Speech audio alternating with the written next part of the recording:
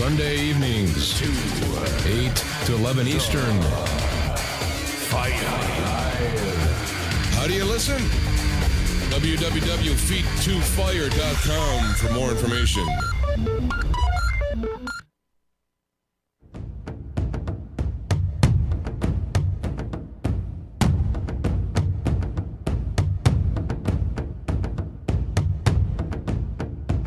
The views expressed in the following show are of the host, the guest, and the callers. The content of the following show, its accuracy, authenticity, and the ramifications of the use or application of said content is the responsibility of those speaking and listening, not the broadcast medium.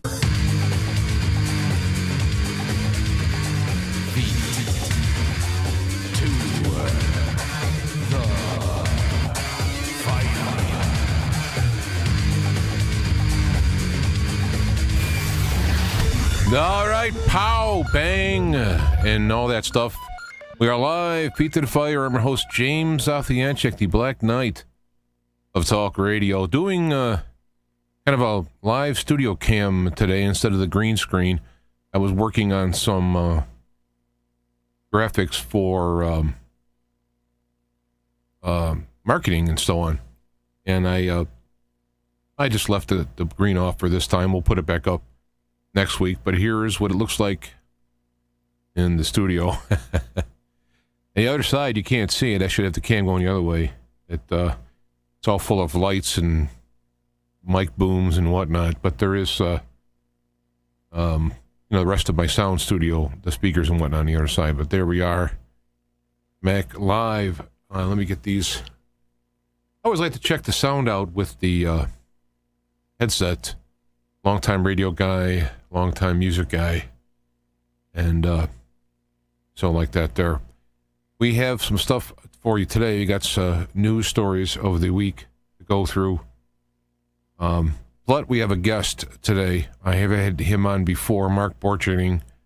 He is well-versed in the Hopi lore and whatnot, but also well into the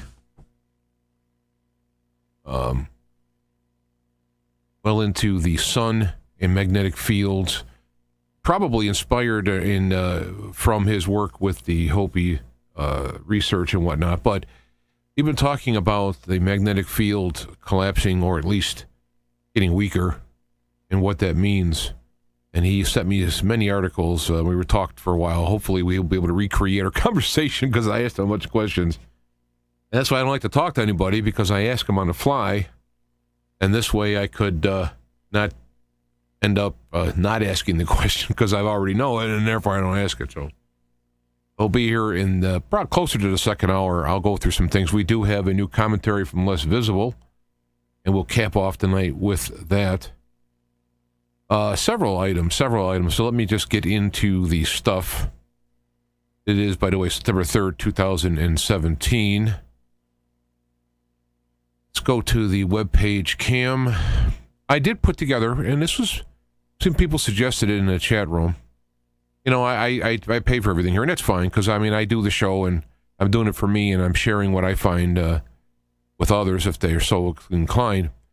But people have asked how they could help in a financial sense, and for those who can't help financially, with a gift or something, it would be what you could do to help. And obviously the main thing you can do would be to pass the word around. You subscribe to the YouTube channel, pass the feettothefireradio.com website around, hook up with the Twitter link, which is JAJANCIK. Also, I'm on Gab, and that is, I believe it's just F2F,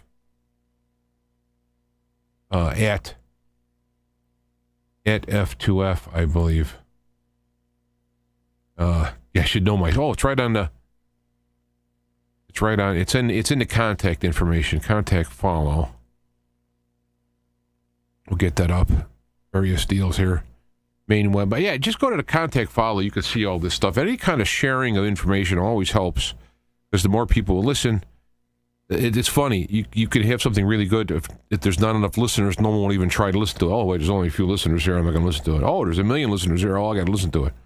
And, you can listen to 10 and 50 million subscribers on some junk. But that's how it works. So the more it's passed around, the better. I have the personal Facebook page, which I usually put my stories. Feet to Fire my Facebook page has basically just information on the show. I've started a Minds.com page. I'm also looking at the BitChute channel. It's a YouTube alternative. There is the Gab information at F2F.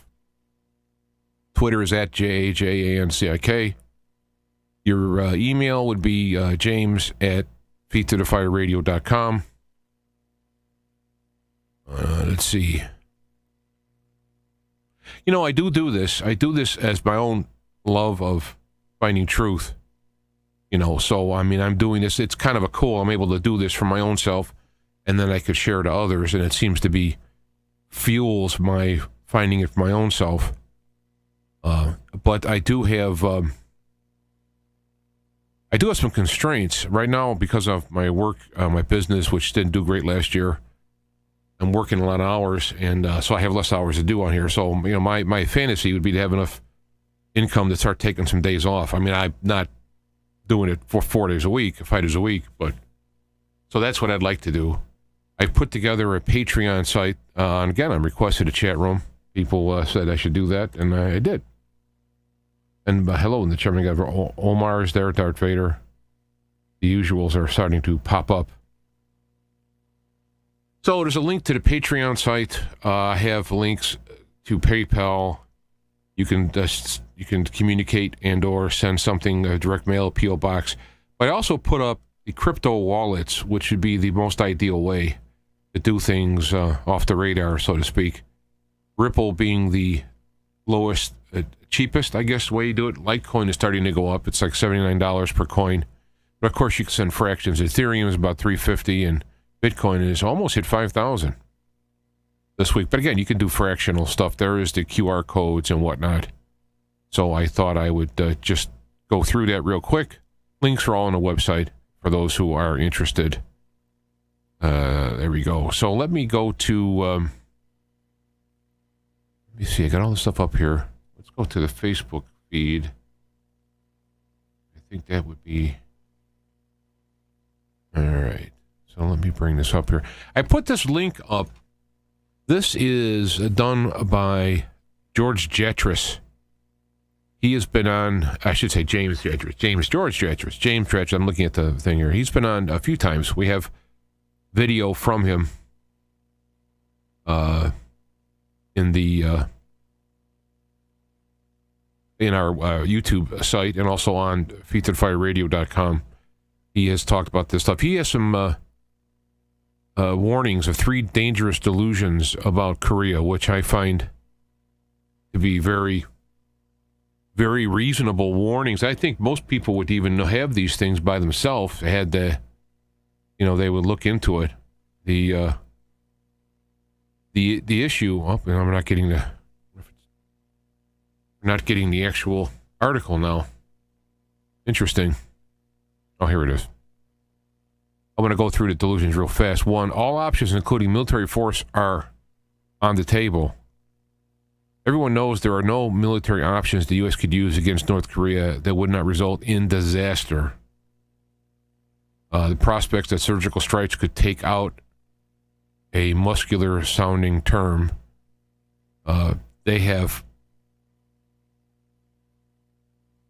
They've been practicing for war since the Korean War, so they are very well capable, and their missile items aren't as great as everybody makes it to be, but that's a good excuse to bomb them or what have you.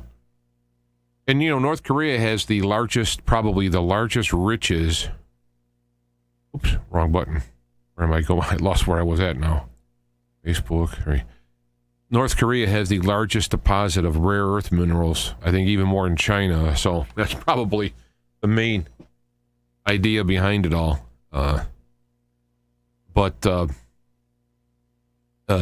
North Korea must be denuclearized. These are delusions.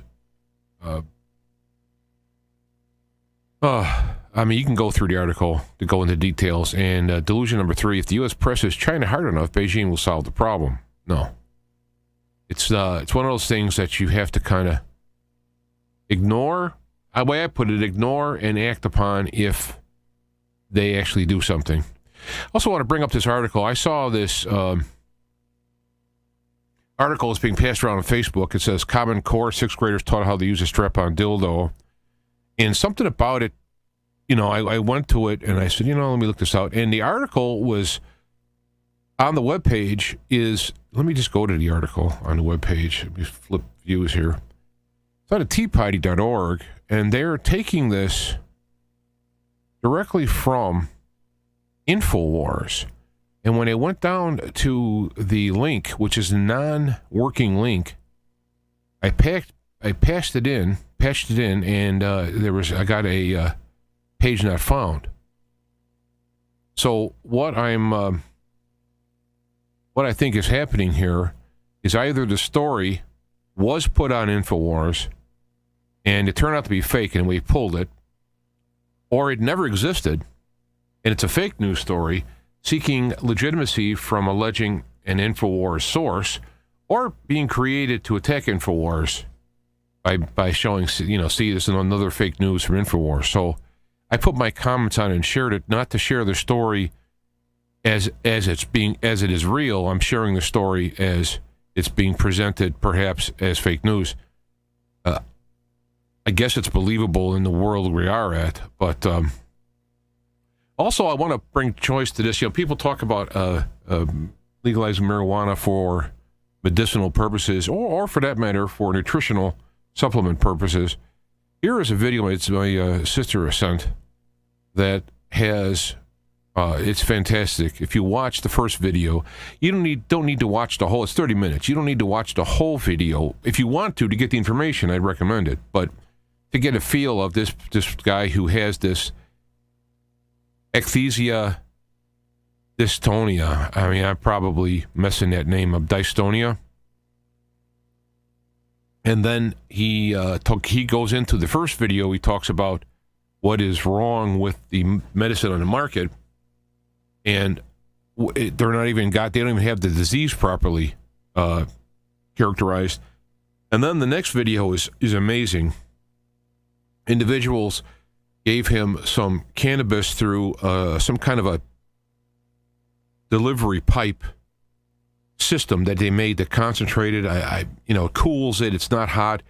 It's made for delivery of the smoke. And this individual who is just all over the place. You have to see the video.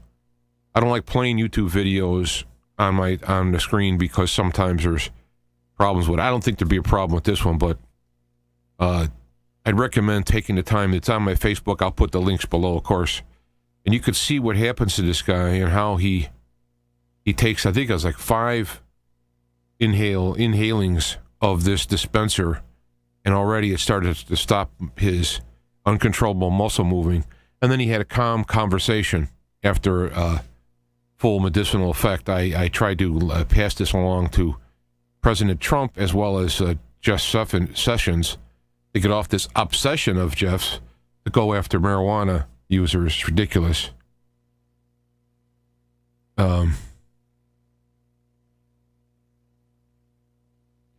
Right. So there you go. That's something I really want to mention. Some more of current stuff. The judge orders FBI's to release Clinton's email probe details. You know who's really been working hard on this is judicialwatch.org. If anybody's got a couple of dollars to give to areas, everybody thinks about giving to I don't know, news organizations or whatever. But these guys are really doing some serious work, and it costs money to do all this legal stuff. And they're really going after it all, and they're getting a lot done. And I've also put a related story. Retired FBI supervisor, special agent, sues Justice Department for records about, it got cut off. Well, let me just, about top FBI official ties to Clinton ally.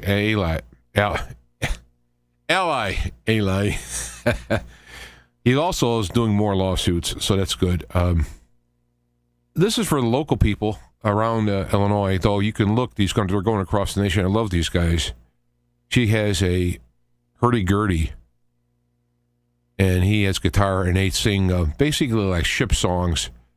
Fantastic. I saw him, oh man, in the late 90s, was in a Ren Fair they played every week, and now they're still around touring. And if they're going to be in McHenry, at the Halfway House in McHenry, if you can go, I will be there next week.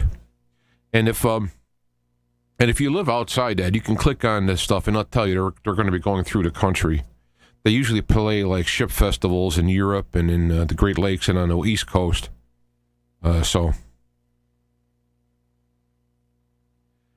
Yeah, here's some more stuff. Again, I'm not going to play the whole video, but I'll just bring it to your attention.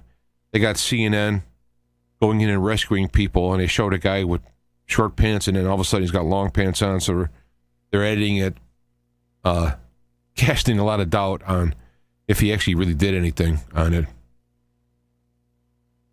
Got links about these. Some of the stuff, this is, boy, it's only last week, and it seems so old already. People are upset about Sheriff Arpaio.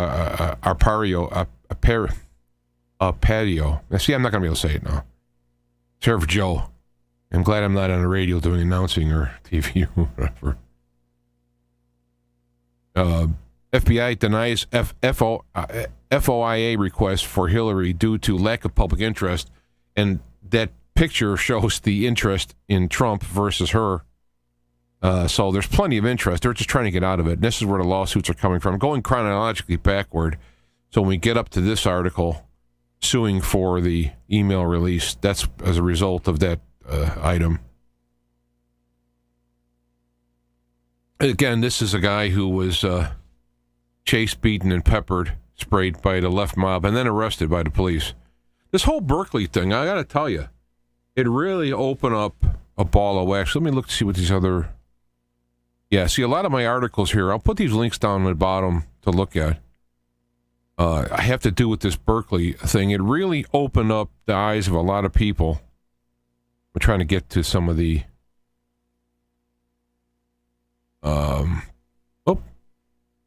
Yeah, shows violence, yeah, because I'm them showing what's happening to the Trump people. Cover video. There we go. This is on Twitter. You probably have seen this already. These are Antifa, peace through violence. These guys aren't doing nothing, and they're coming up to them and beating them. They're just standing there with, look at it. There you go. They come with their swords and their shields and whatnot. Come on. So much of knuckleheads. So a lot of my articles here are going to be based on, again, this is going back in time. So this is where these things were uncovered. This Berkeley thing really did a very good thing. Unfortunately, people suffered for it. But it exposed Antifa so poorly. And kudos to the alternate media, the citizen journalists, whatever you want to call them. Kudos to them who put all these videos out, because what they have done is exposed it in such a way that nobody can deny it. It just bubbled over into the mainstream, and no one could deny it. So you have people like, and I think I put this out on my other site, the extremist videos, where you have people like Nancy. Oh yeah, you got to see some of these videos. I'll put the links in the bottom, or better yet, if you have Facebook, just go to Extremist Left Watch and you can scroll down there. But they people like Nancy Pelosi have come out against Antifa. A guy I like. This is a good guy, but he is. Where's mine? There we go. Yano Caldwell, conservative black guy. He was talking against Trump when Trump came out with his statement on there's problems on both sides.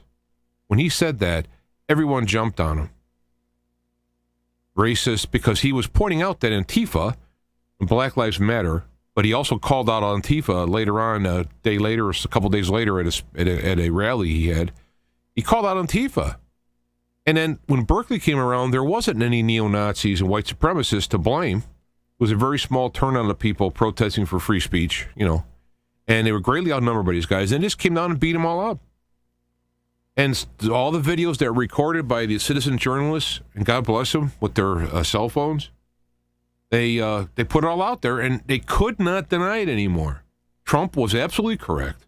And people like Pelosi, and even our buddy, the Speaker of the House, I can't think of his name now because I could see him. For those who listen to me know when I see a person's face, I can't say their name. I don't know why. It must be a genius thing.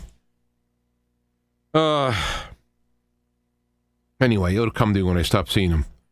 Even he who criticized Trump and being insensitive and whatnot, he had agreed that Antifa's bad. Now, he didn't take it back from Trump. These people are saying, yeah, Antifa's bad, but they didn't go, Trump was right, Antifa's bad. And even CNN and these people had to start showing it because they're being embarrassed by all of the citizen journalists coming up with this stuff. So that's what a lot of this stuff is going to be, the whole turning between Trump being racist for insinuating Antifa was bad. And here we go. McCain. That's funny. Oh, excuse me. McCain and Lindsey Graham posted the exact same tweet and the exact same thing. They're buddies. And McCain had to come out. He had actually went out of his way to go visit Trump overseas, to go protest Trump overseas. I'm telling you, yeah, I know the guy has a brain problems, but to retire and go convalesce with his family for the rest of his life that he has, instead of being a pain in the ass to the people who elected him. But those are the things that really it's a big turnaround. It's a big turnaround that Antifa has now shown its spots through the mainstream, and it can't be hidden anymore. And it is the alternative media, the people out there, the citizen journalists and whatnot, who are bringing this stuff out. Owen Schroyer did a bunch of stuff for going interviewing people who are protesting Trump, and granted, Owen says that he just picks these people at random. It's not like he's picking the worst ones, and the other people who are very articulate have a point, he edits them out. We'll just take his word for it. And I think it's like low-hanging fruit. There's so much people that are problematic that you don't have to go search how far. So I'll put all these links down there if you haven't already seen them. But the bottom commentary here is that Antifa is unmasked, the left is unmasked yet again, and they had to come out and now Pelosi's even starting to say to stop criticizing Trump because the electorate elected him, and they're not taking it so well. Hello? The only thing I think of is that perhaps maybe they got something planned to nail him, and so now they're trying to be all nice. So when you're beating the guy up that's getting framed, you're the person that gets blamed. But Ron Paul of all people, one of the most well-mannered and intellectual, intelligent guys, is not suitable for all advertisers. Ron Paul, I guess if you're trying to talk about Federal Reserve, you're not going to be suitable.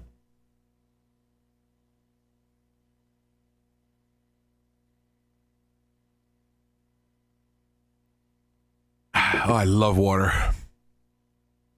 Pure filtered distilled water.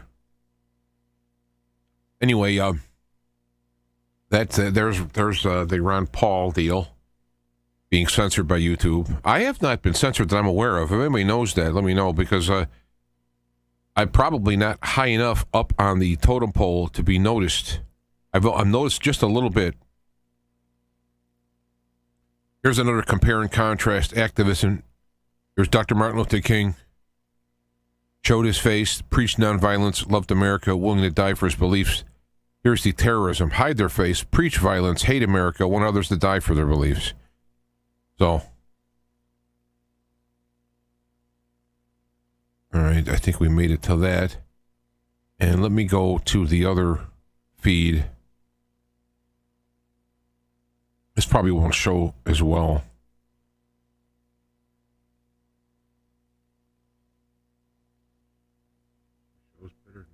Let me do another capture here. Screen capture. Because they're off center. And the stuff, I hate Facebook. I hate Facebook because the stuff on the side is for like the guy who, the owner of the page, and is of little value, or perhaps even shouldn't be seen by the public. And so I have to go through this routine every time. Teacher makes student remove Trump apparel, saying it's a Nazi slogan. A lot of this stuff comes from Daily Caller and Breitbart, and there's one other one I'll come to. Yeah, this is good. Let me see if I can get this. I'm going to have to go to main screen for this.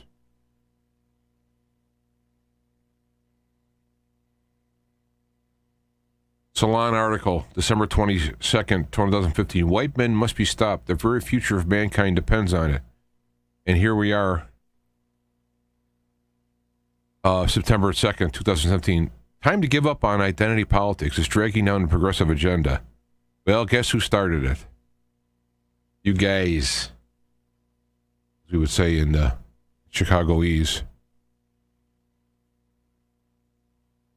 How do I get back to my main feed here? There we go. No, I went too far up now. Wait a minute. There we go. Gosh. This is why I'd like to have an engineer, but... Oh, I missed him. That's not what I was looking at. Oh, this is what I was looking at. Goofy there. All right. Here's another. We're gonna have to go back to the main feed now. Here's another one. Europe needs to let more. This is Europe needs to let more migrants in, and then now, Europe crisis. The immigration crisis is tearing Europe apart. Hello, you think? Yeah. So. This is the contradictions that come out. Harvard law professor calls for the illegal overthrow of the United States government. Links are for that. There's a CNN hoax. Yeah. Since 2016, Paul Ryan and Gary Cohn have been praising Antifa while DHS labeled them a terrorist. I'll let that sink in. Yeah, Paul Ryan, that's the name. Paul Ryan, he's got to go. Actually, from what I understand, there is a challenger in the Republican primary for him, and he has, he's supposed to be up like 40% over Ryan, early, of course. This is Paul Joseph Watson tweeted this out, but Owen Schroyer did it for InfoWars, where you got these people who are just, I don't know what to say, There are problems. There's emotional problems about anti-Trump. They can't even articulate. They don't know why. It's oh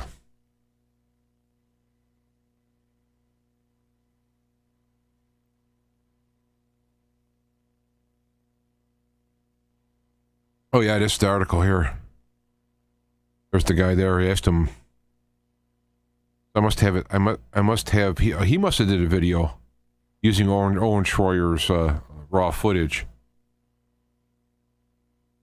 So Linda Sauer are exploiting Hurricane Harvey for PAC donations. A lot of stuff's coming out. I mean, Harvey, I should talk about Harvey a little bit. I haven't... do I agree with Antifa's tactics? Of course not. But I agree with their core values. Antifa stands for the greater global good, and so do I. Paul Ryan. How's that aging these days, huh? He's got to go. He has to go. So let me get off of that. And I don't have a lot of graphics to go along with this, but I wanted to mention about Harvey. Well, actually, we're going to be talking more about it with the main guest later. But You notice the bad thing and people lost their houses. I'm not going to say it was good it happened, of course, but from the ashes rises the phoenix. From good things, bad things could come. And you can see America stepping up. This is regular America helping down there. When you say people helping out people, they're coming in. You know, the Cajun Navy is coming in from Louisiana, a private club of people coming in to help. And you see people doing this stuff. That is America. That's the real people stepping up. A lot of these problems, a lot of things happen. Some people get a little lazy. They get a little, but when it comes down to it, they get together and they do it again. I remember when we had a big snow, and our whole alley was completely, 3 feet of snow in it, or something like that. All the guys got together on the block. Many people I've never talked to. I was a teenager then, but many people my parents never even knew. They lived on the block, never even knew them. We all got together and we shoveled the entire block out. And that's what happens when people come together and so on. Yeah, I can mention that. There's a nurse, a video with a nurse in Texas. So they get together, they pitch in, and they do what it takes. And times like these are very unfortunate, but they also tend to kind of wake you up. Like, whoa, you get off and get down to what's real. And so on. And I appreciated Mark Dice. He put together links where people could donate money to local, high-quality, high-rated organizations to help. And so we went through that rather than the Red Cross and all those, which have some problems behind it. So this is important to have these things highlighted. And people like CNN, I saw a piece on CNN, a little clip where the guy was lamenting that, if it wasn't for this hurricane, we'd be talking about Trump. It's like sad they can't talk about Trump. So they're just ridiculous. And Pelosi and others are seeing that they're going to get their butt whipped. And plus, I want those neocons, I want those rhinos, I want those people out there who aren't going along with the Trump agenda. I really am happy that people are stepping up and challenging the Republic rhinos. And I want to see if Ryan could lose next year, what a great message that would be sent. I hope this guy's good. I don't know much about him, so I'm hoping he's good.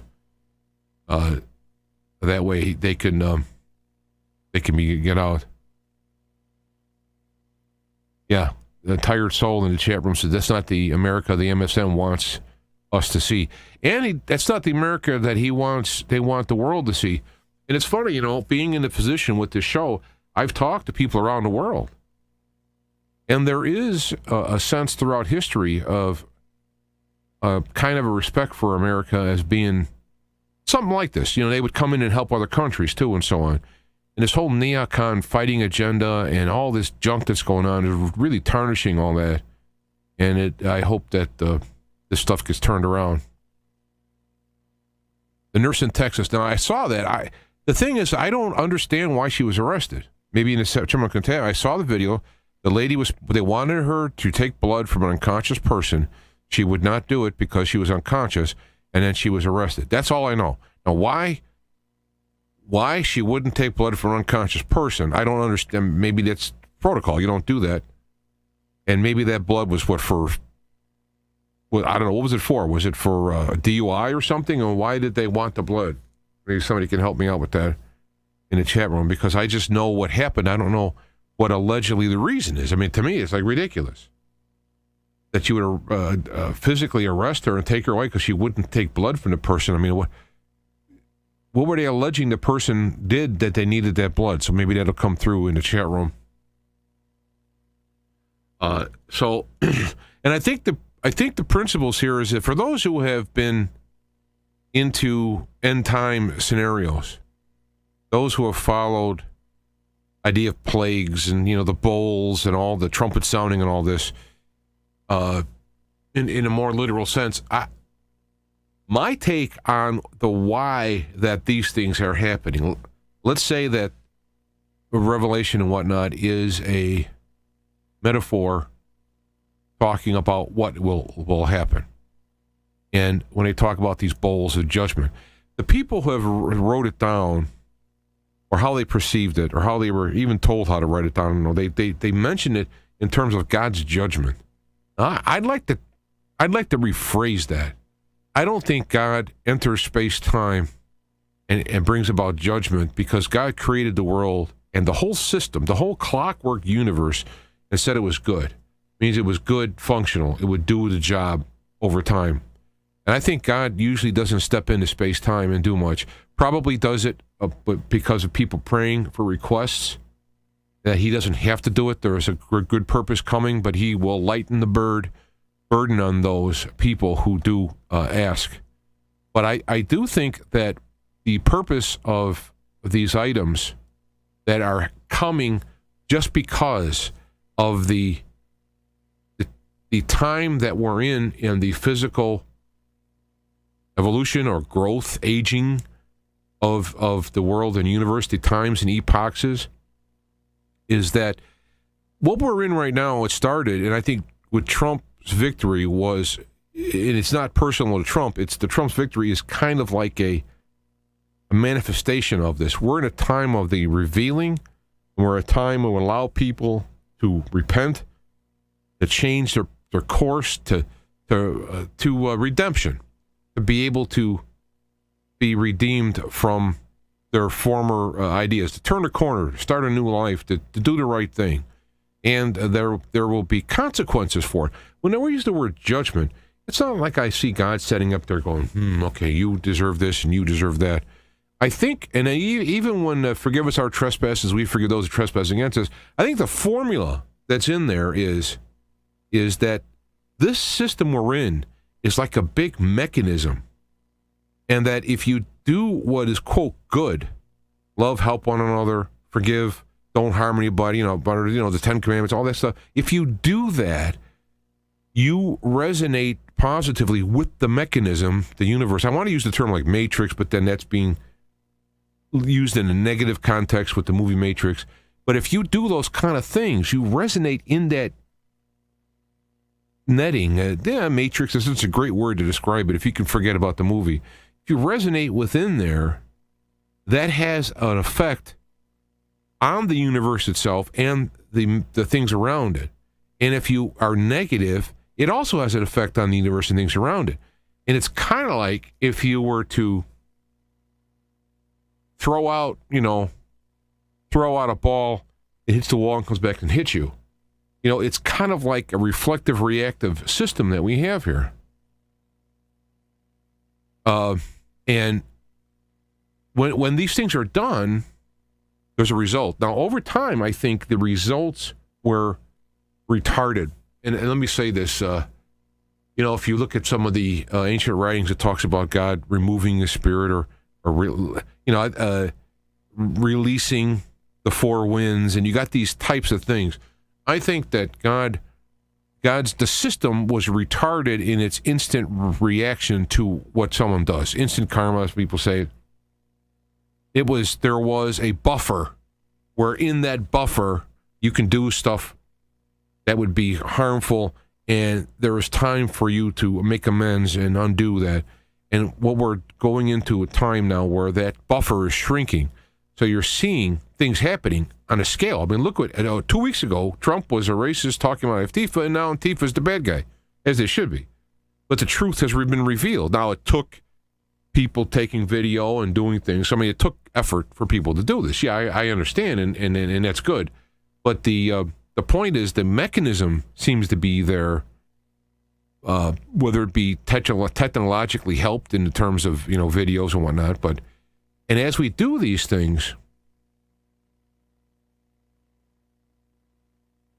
okay, about to take the dog for the walk. I'm thinking, how's that to do with the nurse? But apparently, going back to that nurse, don't know why they wanted the blood, but she was under no legal obligation to provide it to the police. Okay, so Omar's going to take a dog for a walk. He's putting it on the phone. Yeah, that's one thing I did. My brother, thank you for this. He worked out a deal. Of course, YouTube does its own deal, but if you're listening to the audio on the website, this particular WordPress allows you to use phones and whatnot. And what I did was just simply HTML. So, yeah. So it's like it depends on us and what we do in this matrix. And if you could tell me a better word that I could use, because I don't want to bring in the quote Matrix movie, but while we're in this mechanism, you just picture ourselves tied to with a million strings. And as we move, we pulls levers and moves cogs and wheels and things do. So as we do these things, it's turning wheels and things are happening. So what is happening now is the people who are not grounded in reality, who are deluded or are living in illusion, that would be a self-imposed illusion or deluded, as they act in their delusion, they're still attached to reality. So as they're moving around and all these levers are turning and all the wheels or cogs are turning because they're acting within this. In fact, it's a good example. If you ever watch these YouTube videos where it fails or whatever, I do get a kick out of them. I don't know.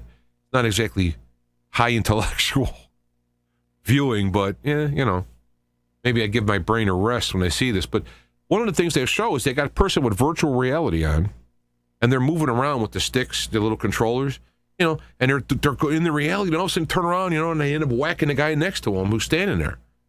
Well, that's a perfect example about when you're in a delusion, you're living in that virtual reality, and what you're doing with your physical, mental, spiritual being in the real world, in the matrix, ends up hitting that guy, or you punch the wall, you fall over. That's a great example of what happens when somebody is acting in a non-real way, in a delusional or illusional way.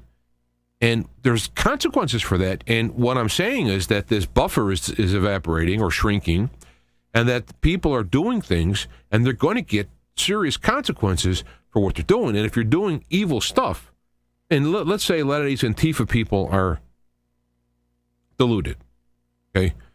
And, some people say they're emotionally ill and whatever the reason that their delusion is, and they're acting on it, and end up getting arrested and go to prison. Like, wait a minute.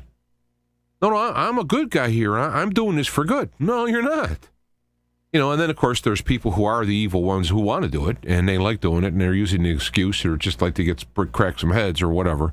And again, the actions will be done. And as much as the deep state and, the extreme left or, Soros or whatever, whoever they try to cover up reality, it's coming out.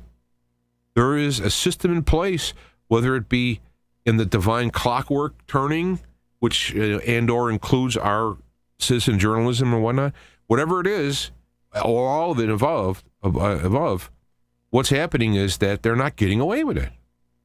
And so it's kind of exciting to see this revealing that you knew these people were bad. And the next thing is that they're having a chance. God is very merciful, and He'll give everybody a chance up to the cutoff to try and change. And the good news is, if somebody who's really deep inside the negative areas and they end up turning a new leaf, I mean, the deeper you are and the longer you are, it's less likely, but it's still possible. And then you never know what the Matrix may have in terms of motivation. And again, if people haven't watched my vision that I only had one, I guess would call vision. I had while I was driving, of all things. And in fact, it took me weeks to decide whether I even wouldn't say it. You look it up in the YouTube, and I think there is an intervention coming where God will give individuals an honest, open view of the options. So people make a informed decision, not a deluded one. Now, maybe it takes some time in a cell to wake up people up to make an informed decision. But my point is that this is coming, and we're watching it before our eyes. And the people who get away with stuff won't get away with stuff. It's like the guy who ended up killing somebody, and then they put him in prison, and he hangs himself. He just doesn't want to go through the embarrassment, or he doesn't want to go to prison or whatever. And he's not interested in the afterlife, atheist or whatnot, so he just hangs himself. Well, guess where he's going to wake up and have to deal with? There's no way to get away with the stuff other than turning here. So if you got something in your life and you want to turn it around, not only is this a good time, because your choices will then play itself out in the near future, you will also get a lot of help, I think.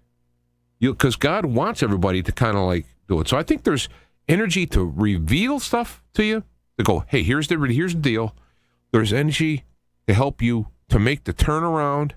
You got to do it. You got to make that step, and then it's like you think there's no hope, and you make the step, and then doors start to open, or help comes, or whatever. It's still hard. I mean, I'm saying it'd be easy, but you have to make that step. And then as you say, it's action. It's not thinking, oh, I'm going to do this, I'm going to do that. You start doing it, help comes. And it's good help, it's subtle, and it's real, and it'll be there as long as you keep making those steps. And then you could turn around and you could cover a whole lot of sins. I guess, how's it phrased in the Bible? I don't know what it is. I'll have to look it up, I guess. But it talks about you can cover a lot of past sins at this time by doing the right thing because the stakes are so high.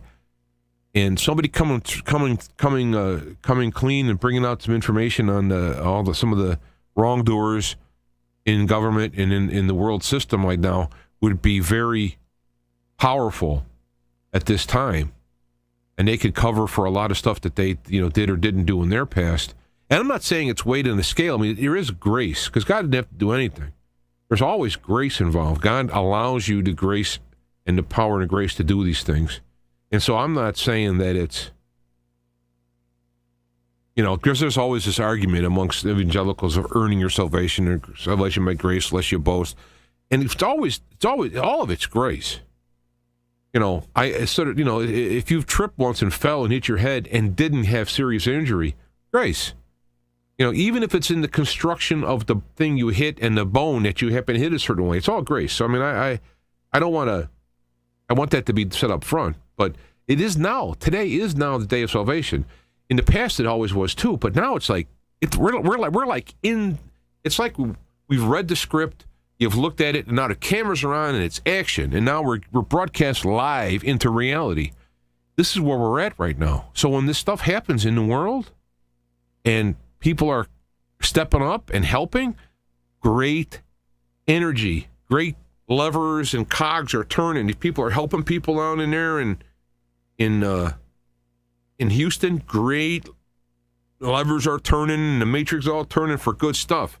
Whenever you do something nice to someone, hold the door open for someone, for a lady, help somebody who's infirmed in their journey somehow, across the street, in a door, whatever.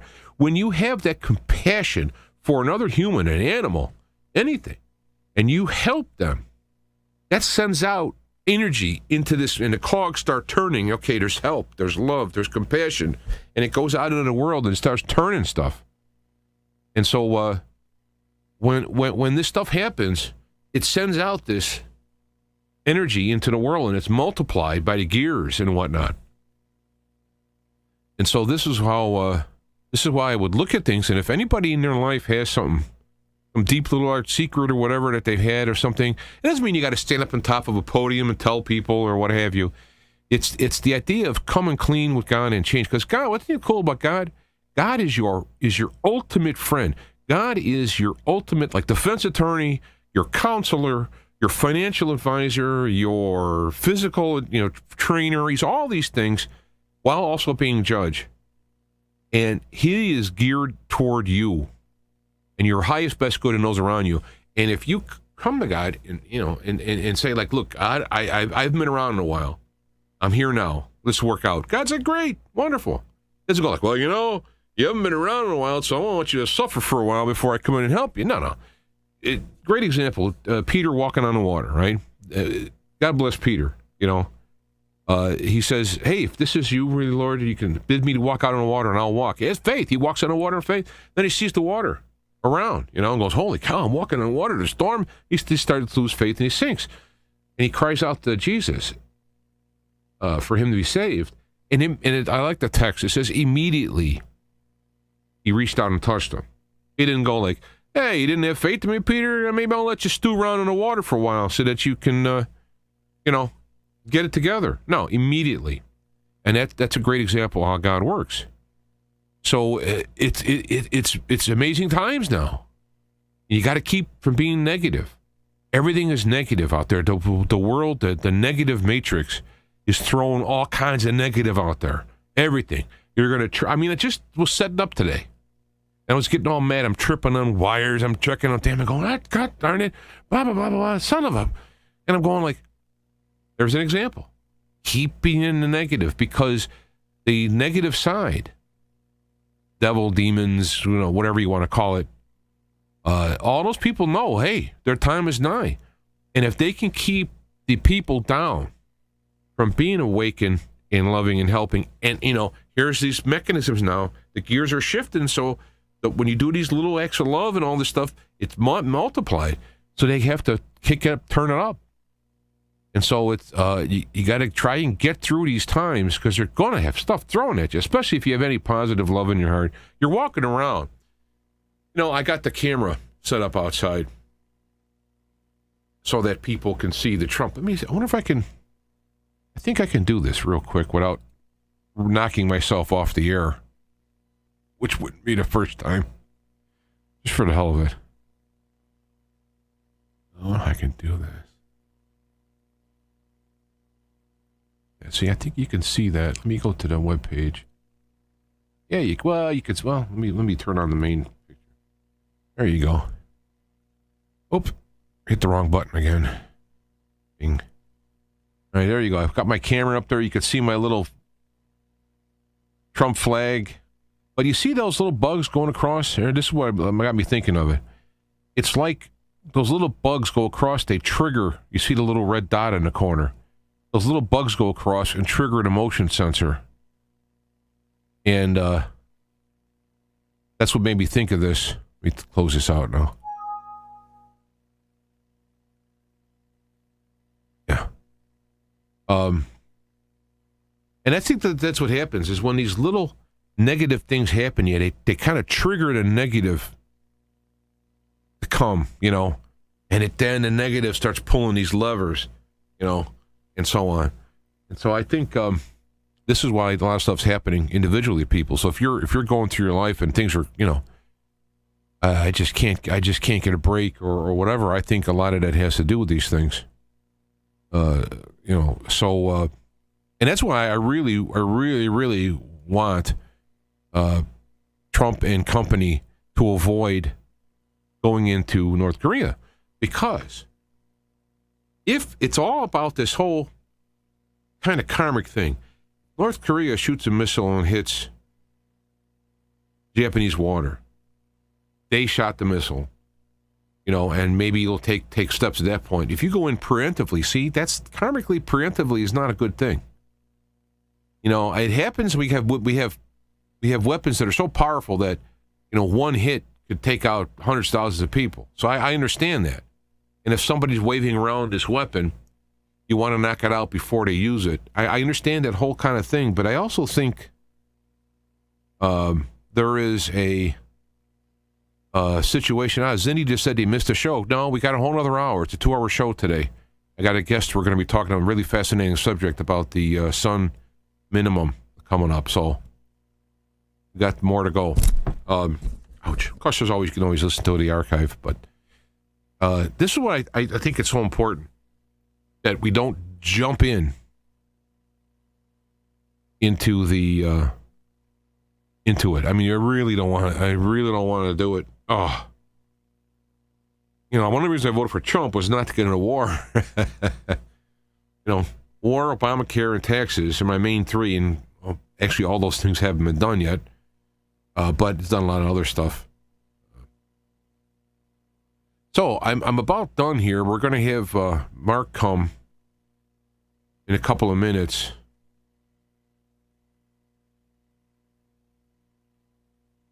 We think there's anything. Is there any? I still haven't got the reason why they actually made her do that. I guess it's not clear. So let me think before I go. See if anything new was tweeted. In North Korea, they ended up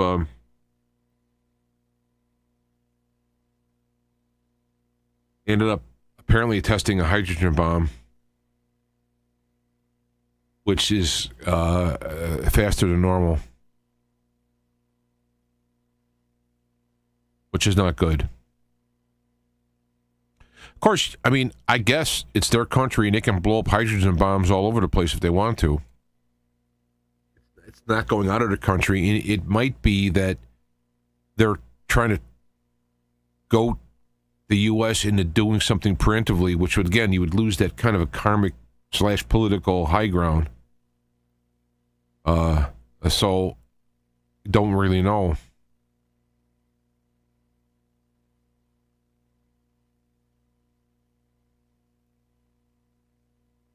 Looking really quick. Oh, excuse me. Gosh.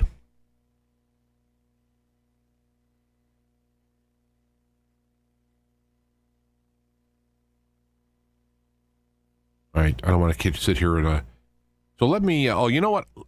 I want to play something, but I have mixed emotions on this. Maybe somebody in the chat can help me out because I'm gonna have to call Mark and all this. Zeph Daniels is a guy I've been listening to a lot. He's been about a year now. He's a Christian, but he's not a.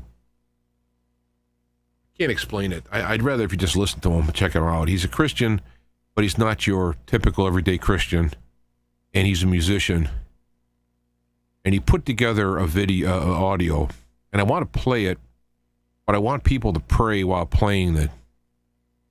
And maybe it's not a good time to do it now because I don't want to freak everybody out and then go into with Mark and then everybody like bummed out or whatever. But maybe I can plan this another time. But for those who are aware of this stuff, you know the whole Pizzagate stuff, right? Well, somebody released a video which is allegedly hacked from the television of John Podesta, allegedly. And in this video, you really can't see anything. So what probably happened is the camera and the audio in the TV was on, but it was, you know, he was in another room. He was downstairs. He was, you know, another room maybe or something. It was dark. Couldn't see anything. So, you know, I got permission from Zeph to play his stuff. His stuff is not, he owns everything. So, and so what this video leaked, and it alleged that it was John Podesta. And what some people did is they took copies of John Podesta actually talking on camera, and they analyzed his voice versus the guy talking about the on this hacked video audio. And you know, it sounds the same. Now, maybe because of the accent, the tone of voice, somebody could be similar. But what Zeph did, I mean, it's terrible. It's an audio of him absolutely abusing a young boy, not mentally abusing him, not sexually abusing him. It's terrible. I listened to the video, and I haven't actually listened to the whole thing because it was just absolutely terrible. My guts were ripped out. I actually felt pain like up and down my arms, like my soul was. So that was a while ago. Now Zeph, and he's been praying every month on the 20th. He does 20 minutes of prayer on his podcast, which is usually really early in the morning. 20 on 20, it's called. Look up Zeph Daniel on Spreaker, Podbean, I think it's on too. And they do these prayers. They've been doing it for years against child trafficking. And so his heart is really into this. I mean, anybody who is a real Christian, I mean, a Jesus Christian, and, you know, just is a human and has a human heart. You know, kids being abused is absolutely terrible. And animals, too, for me. Because they're like, they don't understand they're innocent in this. You know? Anyway. So he took, and he being a musician, did a background music and edited these pieces together and did a 3-minute audio with this music in the background, which is very traumatic, to play these things. He played the A-B comparisons now. He played the actual real clips from John Podesta, and he played it's almost 8 o'clock, so maybe give me some email and feedback on this about playing it, because it tears your heart out. I mean, what I wanted to do was I wanted to have a prayer meditation where we're listening to this and pouring our hearts out and our painful souls out to God for intervention in these things, and have these criminals being brought to justice and these kids being rescued and healed.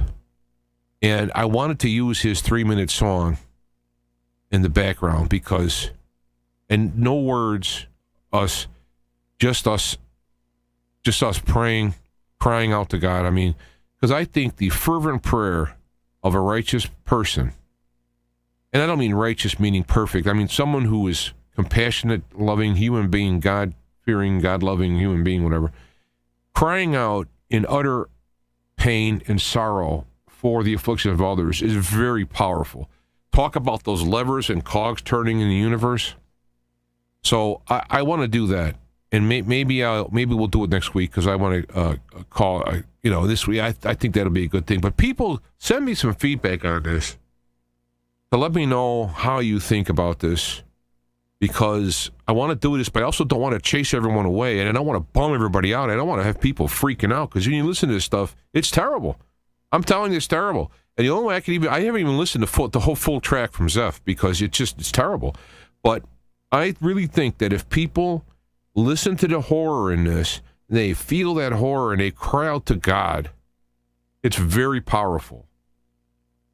So I'm going to schedule that event, and we'll do that then. So let me. It's 8:00. We'll get to the next segment. Let me call Mark. Get him involved here.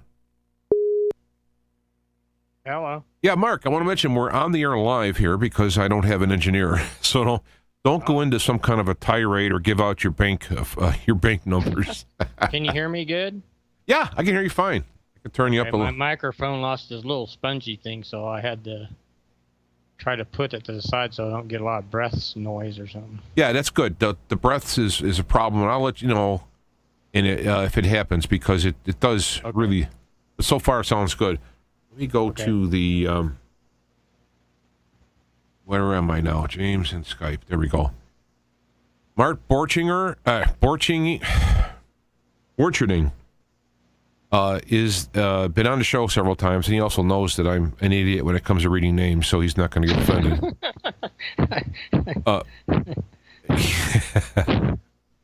He's been on the show several times. If you would put his name in the search engine in the legacy website at feet2fire.com, go into the past shows, you can listen to several things that we've done related to this topic, really, talking about magnetic fields and how that affects things happening on Earth, weather, talked about some of the Hopi legacies and whatnot, and how it applies to the sun and the magnetic fields. So a lot of that's covered in these other shows. So I recommend people going back. I'll put links underneath this when I post the show with all of those. I'll probably save you the time of looking for it. So there we go. And I have a picture. You can't see it, Mark, but above your matrix glassed head there, I have matrix sunglassed head. I have pictures of the sun, and I have the sun in a minimum and the sun in a maximum, showing the sunspots. And the significance of this in our talk today is that we never had a maximum. So we've basically been in a minimum now during the maximum, and now we're going into a minimum. God knows what that's going to mean as far as inactivity of the sun. And I should put on up front that it has been shown that sunspot activities boost magnetic fields in the sun. It makes it more active, and that magnetic field actually protects the Earth. It goes out over the Earth along with the Earth's magnetic field and protects us from cosmic rays and whatnot. So by having a very calm sun, more cosmic rays get to the Earth.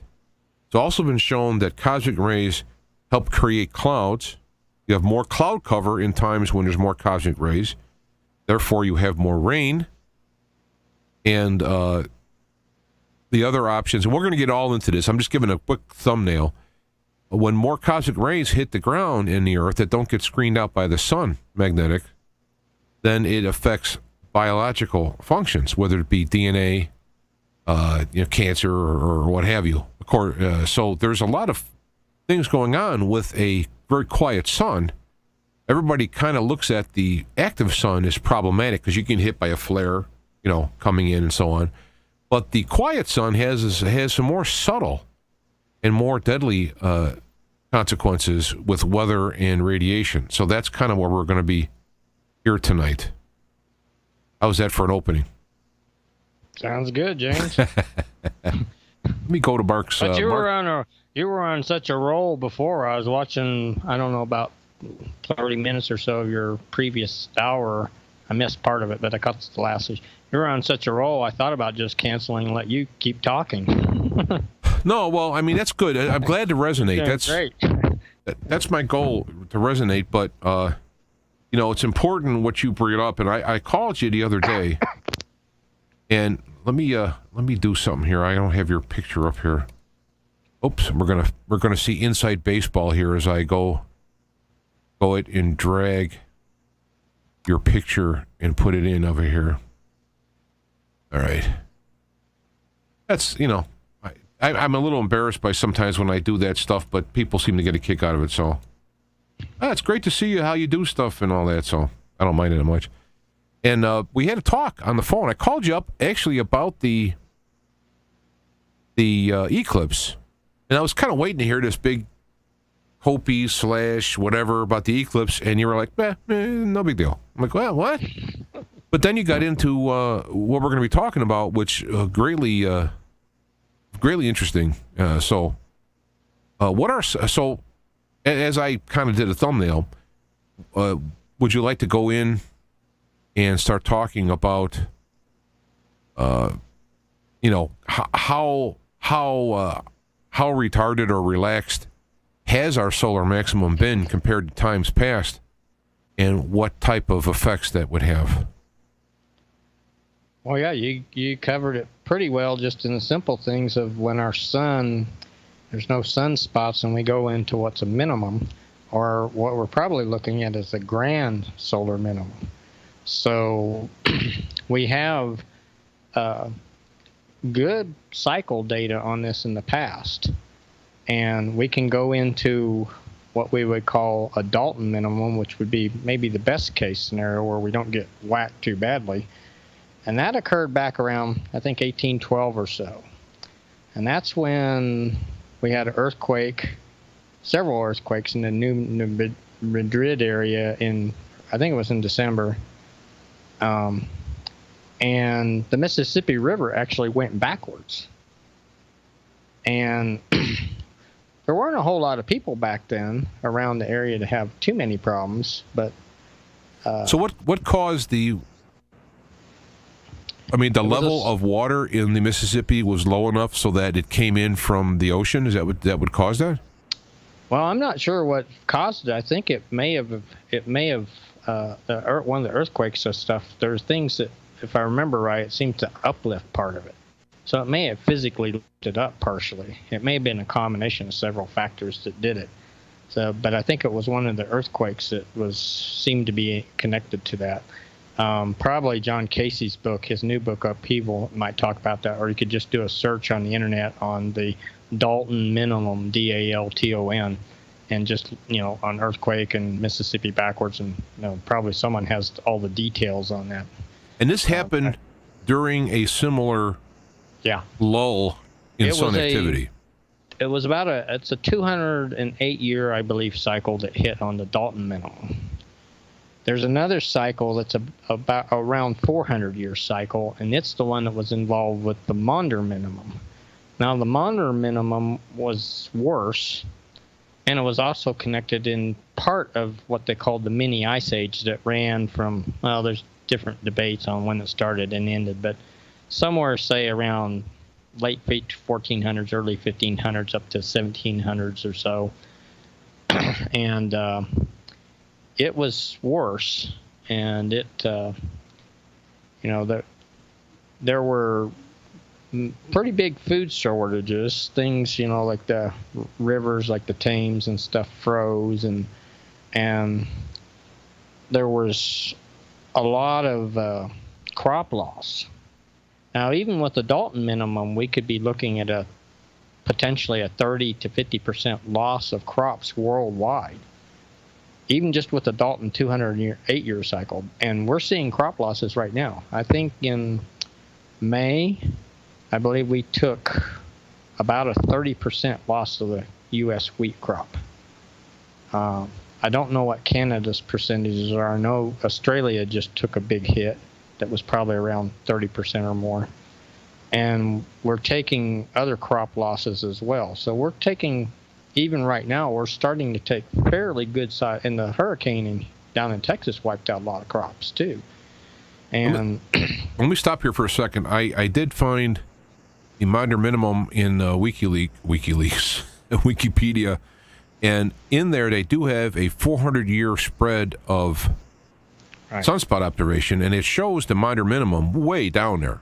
I mean, yeah, and it goes from at least 1600 is when the chart stops, up until the almost 1750, and then it does show that the Dalton minimum, it is less. It is not as bad as the Maunder, and is not as long, but it does take a dip, and then it shows all the way up to 2000, and then it starts to dip again. But that's where the end of the sunspot cycle is, and when we get to over 2,000 up till now, I mean, I wish they had more than 400. I'm going to see if I can find it while we're talking. But it, you could see how, the historic events that happen in these time frames in weather and so forth and temperature. And then here's the sunspot correlating with it, or lack thereof. Right.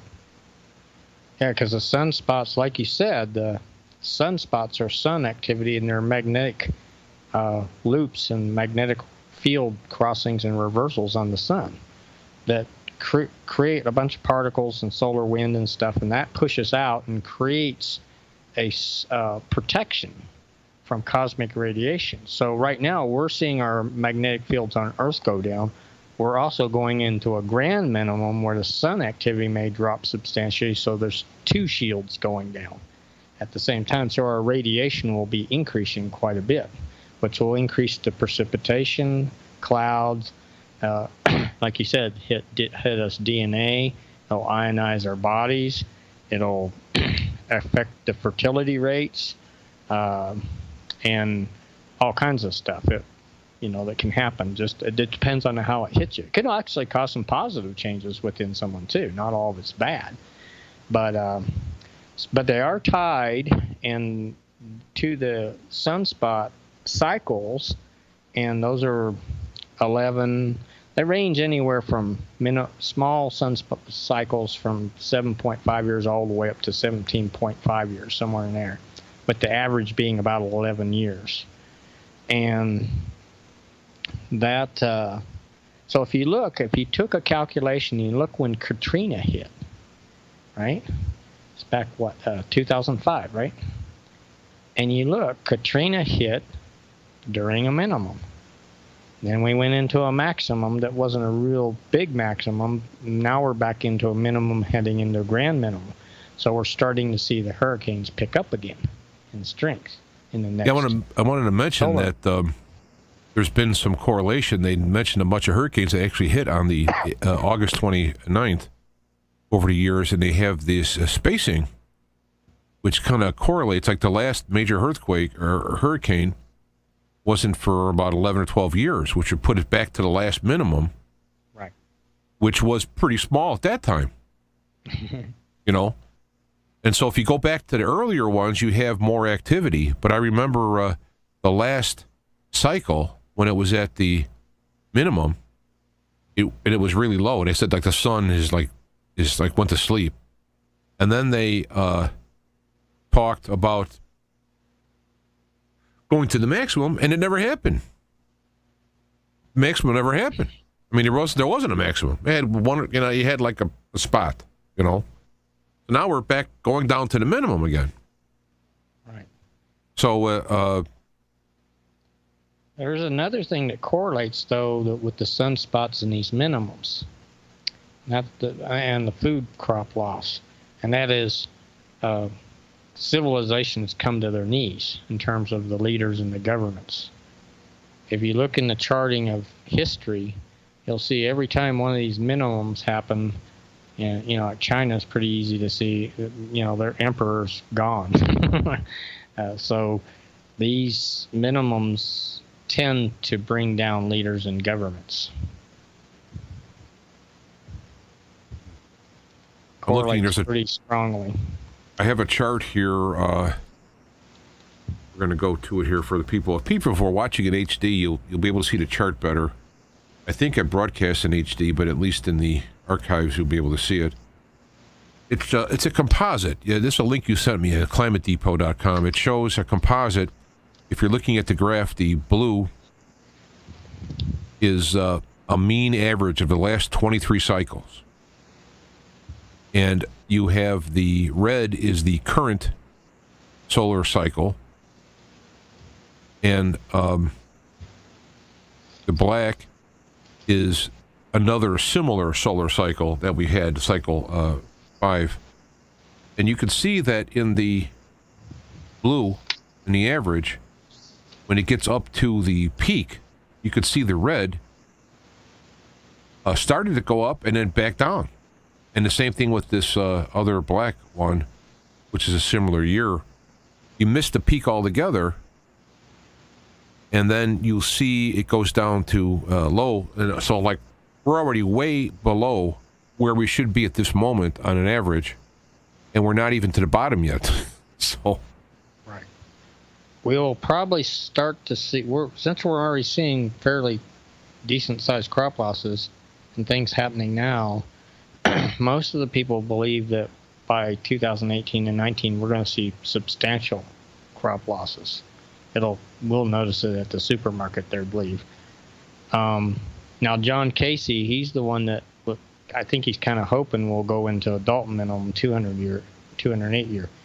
There are many people right now that feel we're already past that we're already heading into a Maunder minimum scenario.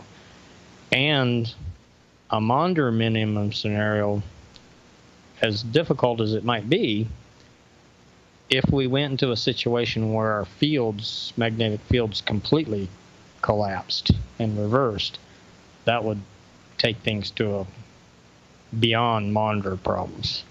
So now, I know that I think you're familiar with Fatima and the things with the third secret and all that the Vatican's still pretty much keeping under wraps, most of it anyway.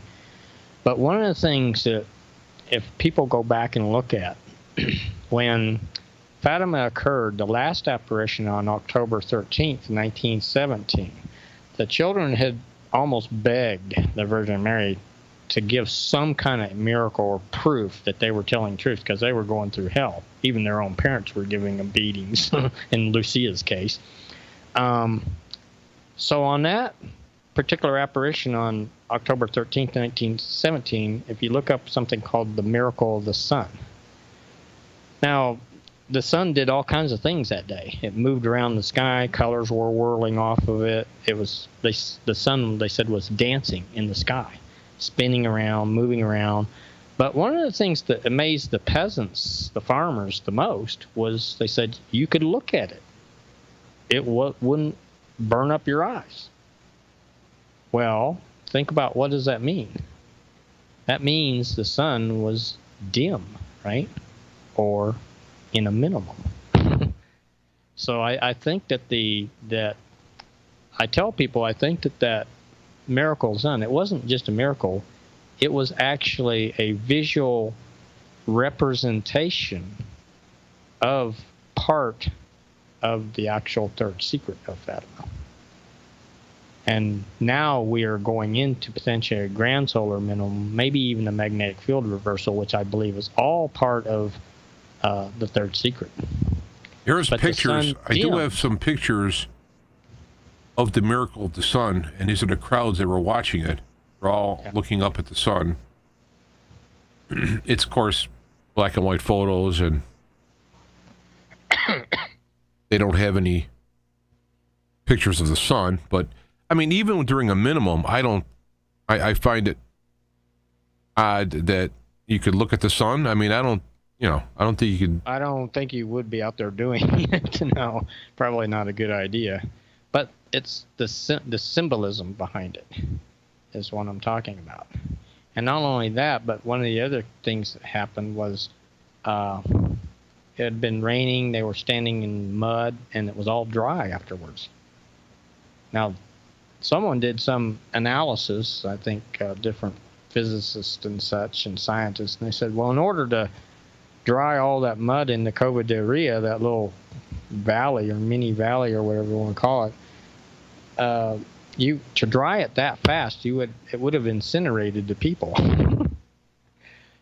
So that's a pretty interesting thing. So that's probably telling us something too as well. But I think that message now. Last time I was on, I mentioned that Antonio Sosi had gotten a hold of supposedly what was Sister Lucia's diary, and she said, something affected the axis of the earth, the land, the sea, and the sky all leave their bounds. It's the purification of the world. Now, that sounded to me like a very close, strong correlation to a magnetic field collapse, something coming and hitting the earth, which could be, it could be something that has to do with either cosmic radiation pulse or even the sun going into a minimum, but all of a sudden having a flare too, something like that, some kind of erraticness. But the key is the land, the sea, and the sky leave their bounds, and then solar minimum. It sounds to me, if I had to make a guess, which is going to be no more valid than I guess than anybody else, but it sounds to me more of a interdimensional thing as opposed to a direct physical action. Well, it could actually. It doesn't necessarily have to be an either or. Okay, yeah, that's true. One reason I say that is because if you look at, there are some people say that there's a 90-degree angle between dimensionality, it's a shift between dimensions. Now, one of the things that happened to me years ago was I was given a simple little exercise by spirits. Just turn a pencil in your fingers and rotate it clockwise, okay? And then start tilting the pen or the pencil downward, like going from north to south, right?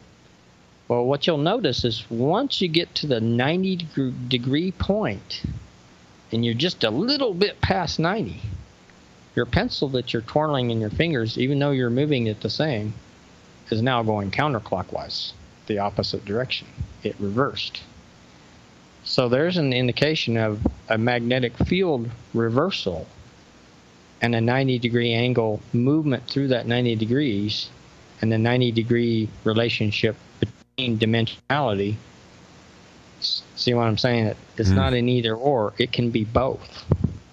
They're interrelated with each other, interconnected. A shift past that 90-degree point on the magnetics would involve something probably in dimensionality, like you're thinking. So you're right. And I'm going to hold on 1 second here. Okay. Going back to the idea of the minimum, we were talking about because of the shrinking of the effectiveness, let's say, of the sun's magnetic rays, cosmic rays will come in. And these are cosmic rays that are all around, from all over the universe, just hanging around, and they get caught up in the solar wind, which gets blown past us.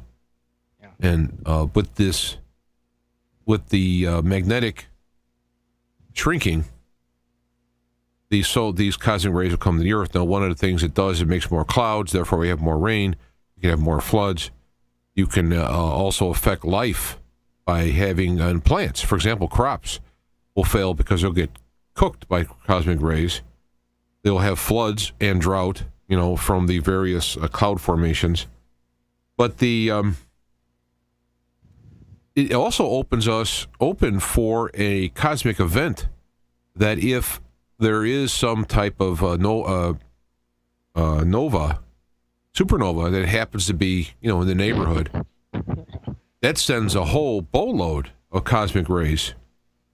I'm reminding that back when they had the big tsunami that came from a huge earthquake that hit off Pacific Islands that killed so many people, what they noticed was a few days later there was a flash of cosmic rays. And having Phil LaViolette on my show, I highly recommend people listen to that. Great physics, alternative physics, and I mean really solid. He maintains that gravity waves travel actually over the speed of light, and there's a reason for that. The gravity waves hits the Earth, does the tsunami, does the earthquake and tsunami, then you have the flash of the cosmic rays. So if we don't have a sun that's at top-notch form, and one of these events happen, you have a showering of additional cosmic rays that would be, multiply the effects we're talking about here by a lot, multiples. Right.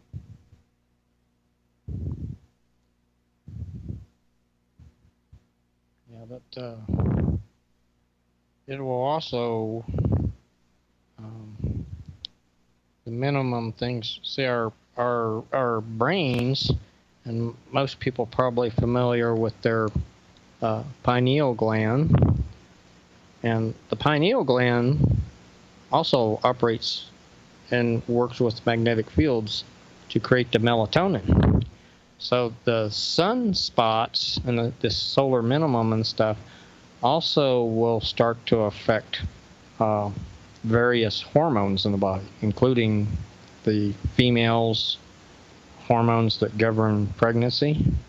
Those will also be affected, which is one of the reasons we've already been seeing for how many years now a loss of fertility. The Mayans also noticed that, and deformities and different things, because the fetuses are highly vulnerable to the radiation.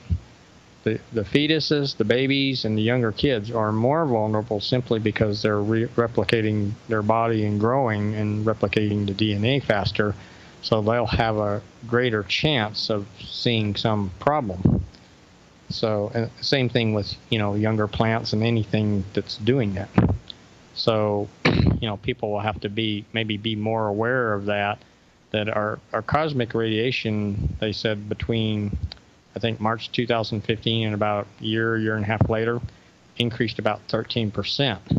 I have that article up now on the show here. If people are watching and they could see that graph. They did another one, same group, in New England a few months later, and it was up 19%. And there are other things, I think, even in the aviation, people right now, they're saying they're forecasting another 19% increase in the next year or two. So we could be anywhere up from 32 to 40 something percent on cosmic radiation in just how many years? And it could get worse than that possibly. We don't know. So one of the things that people probably want to be aware of is this will affect babies, children, plants, things like that. And there's also UVC. I sent you a video, and I know there's a couple people that had UVC meters in, I believe it was Sugar Land, Texas, and I think Portland, Oregon. Both their meters were showing the UVC getting to the ground, which, from what I understand, UVC should always be zero. It shouldn't ever get to the ground. It's the one of the ultraviolet radiation of A, B, there's A and B, which, they'll cook you, give you a sunburn, but not hurt you too bad. C, on the other hand, is a lot more dangerous. Well, apparently C's getting to the ground now.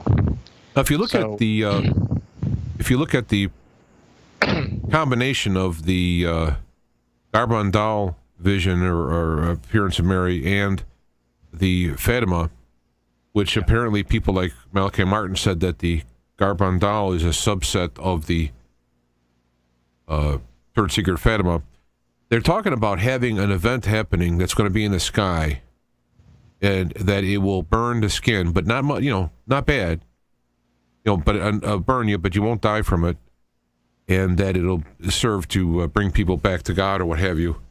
But when you have these events, something, James, that what you talked about before I came on. You were talking about God would give people a chance to see things like they are, the truth. Garen Bandel also talked about an event like that they called the warning.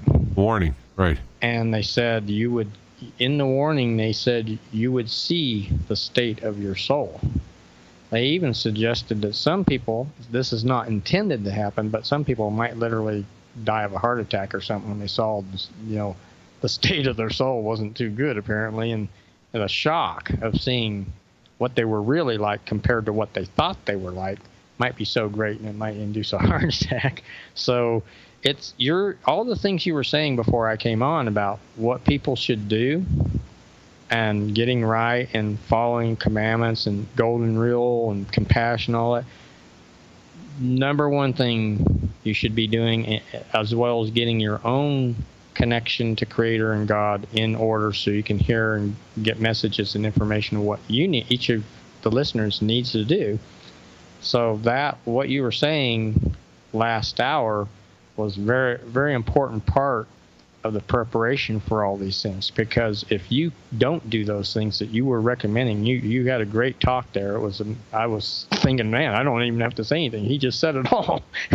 But that's key. It's very important, because what you're doing is you're trying to rectify things, fix things, and you're trying also, by doing what you were recommending to doing, it's not only helps you whether you live or die or whatever, it's irrelevant. But let's say you do make it, then you've just turned yourself into the perfect seed to create the next world cycle for that civilization to grow. And that's what's happening here. People are going to be doing what you suggested, and that's a purification process. There's a spiritual purification that happens that prepares them. Then there'll be a physical purification, which is all this crap hitting the fan, right? But those people that are prepared, and your listeners and people that are wanting to hear the things that you're talking about, they're wanting to hear that for a reason. They already know something's going on. They feel it inside themselves, and they're looking for all the things they need to do, get their own house in order, then join with other like-minded people and form little groups.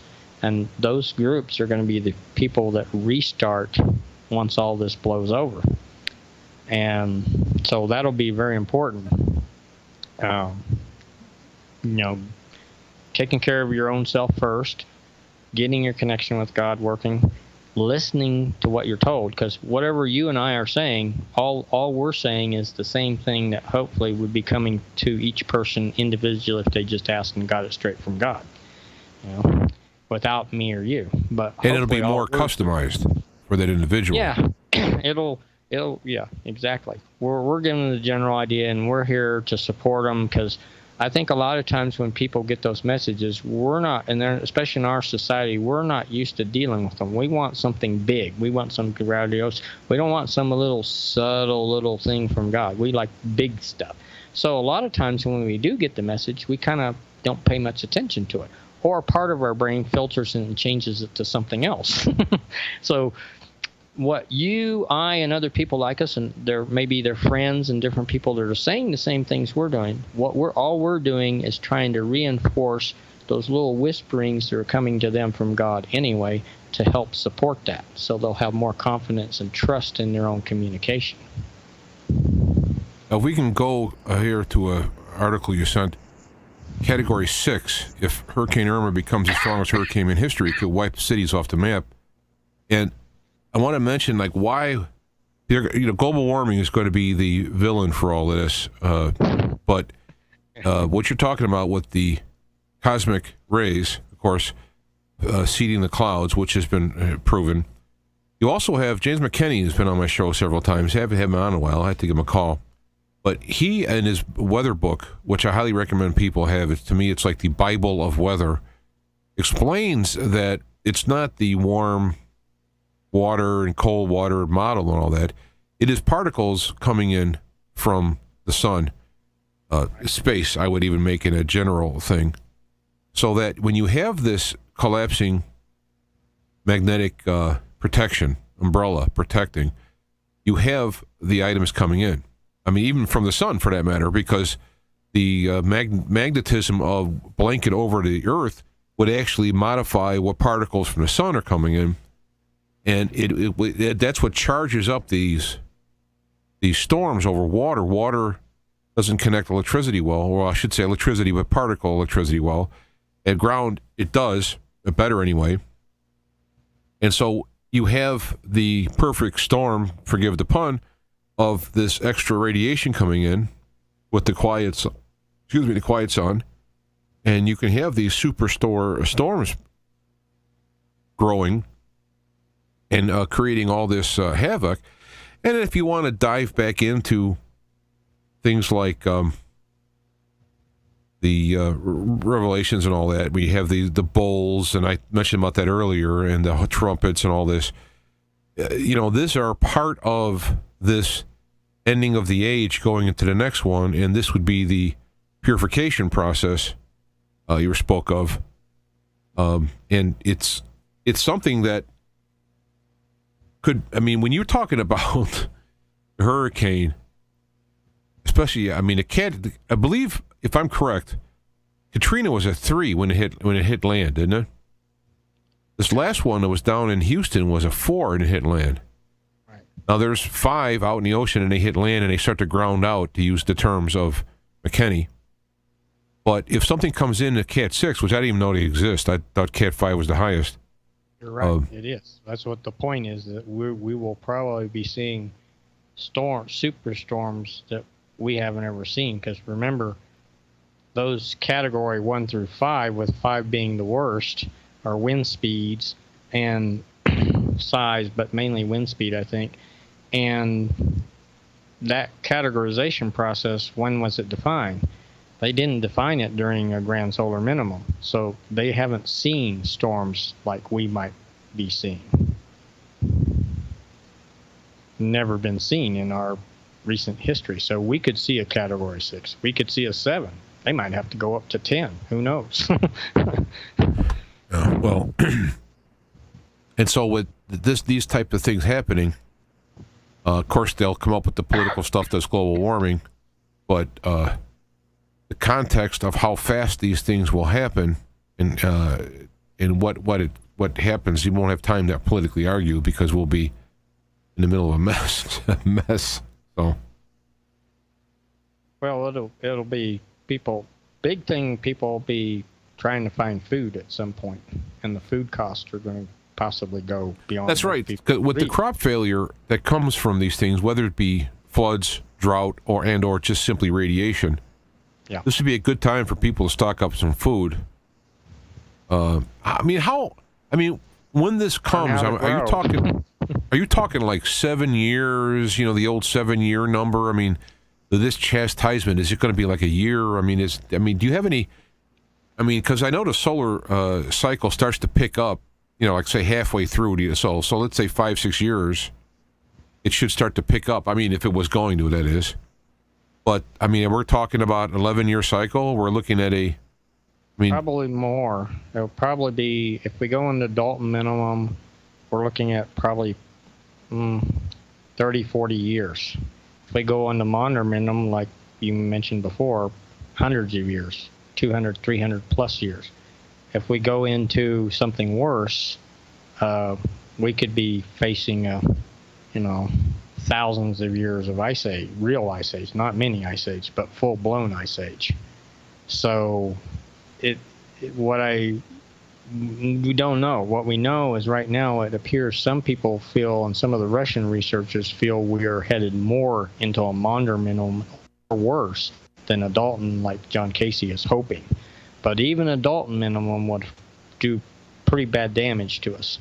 So what people should look for is hurricanes hitting, more of them, stronger winds, a category 5, 6, 7, whatever it is, more flooding around the world, more radiation increasing coming in, more things with their plants, crop losses. All these things are going to be indicators, and the amount, the speed, and the sheer scale of it is going to give them an idea of how bad it's going to be.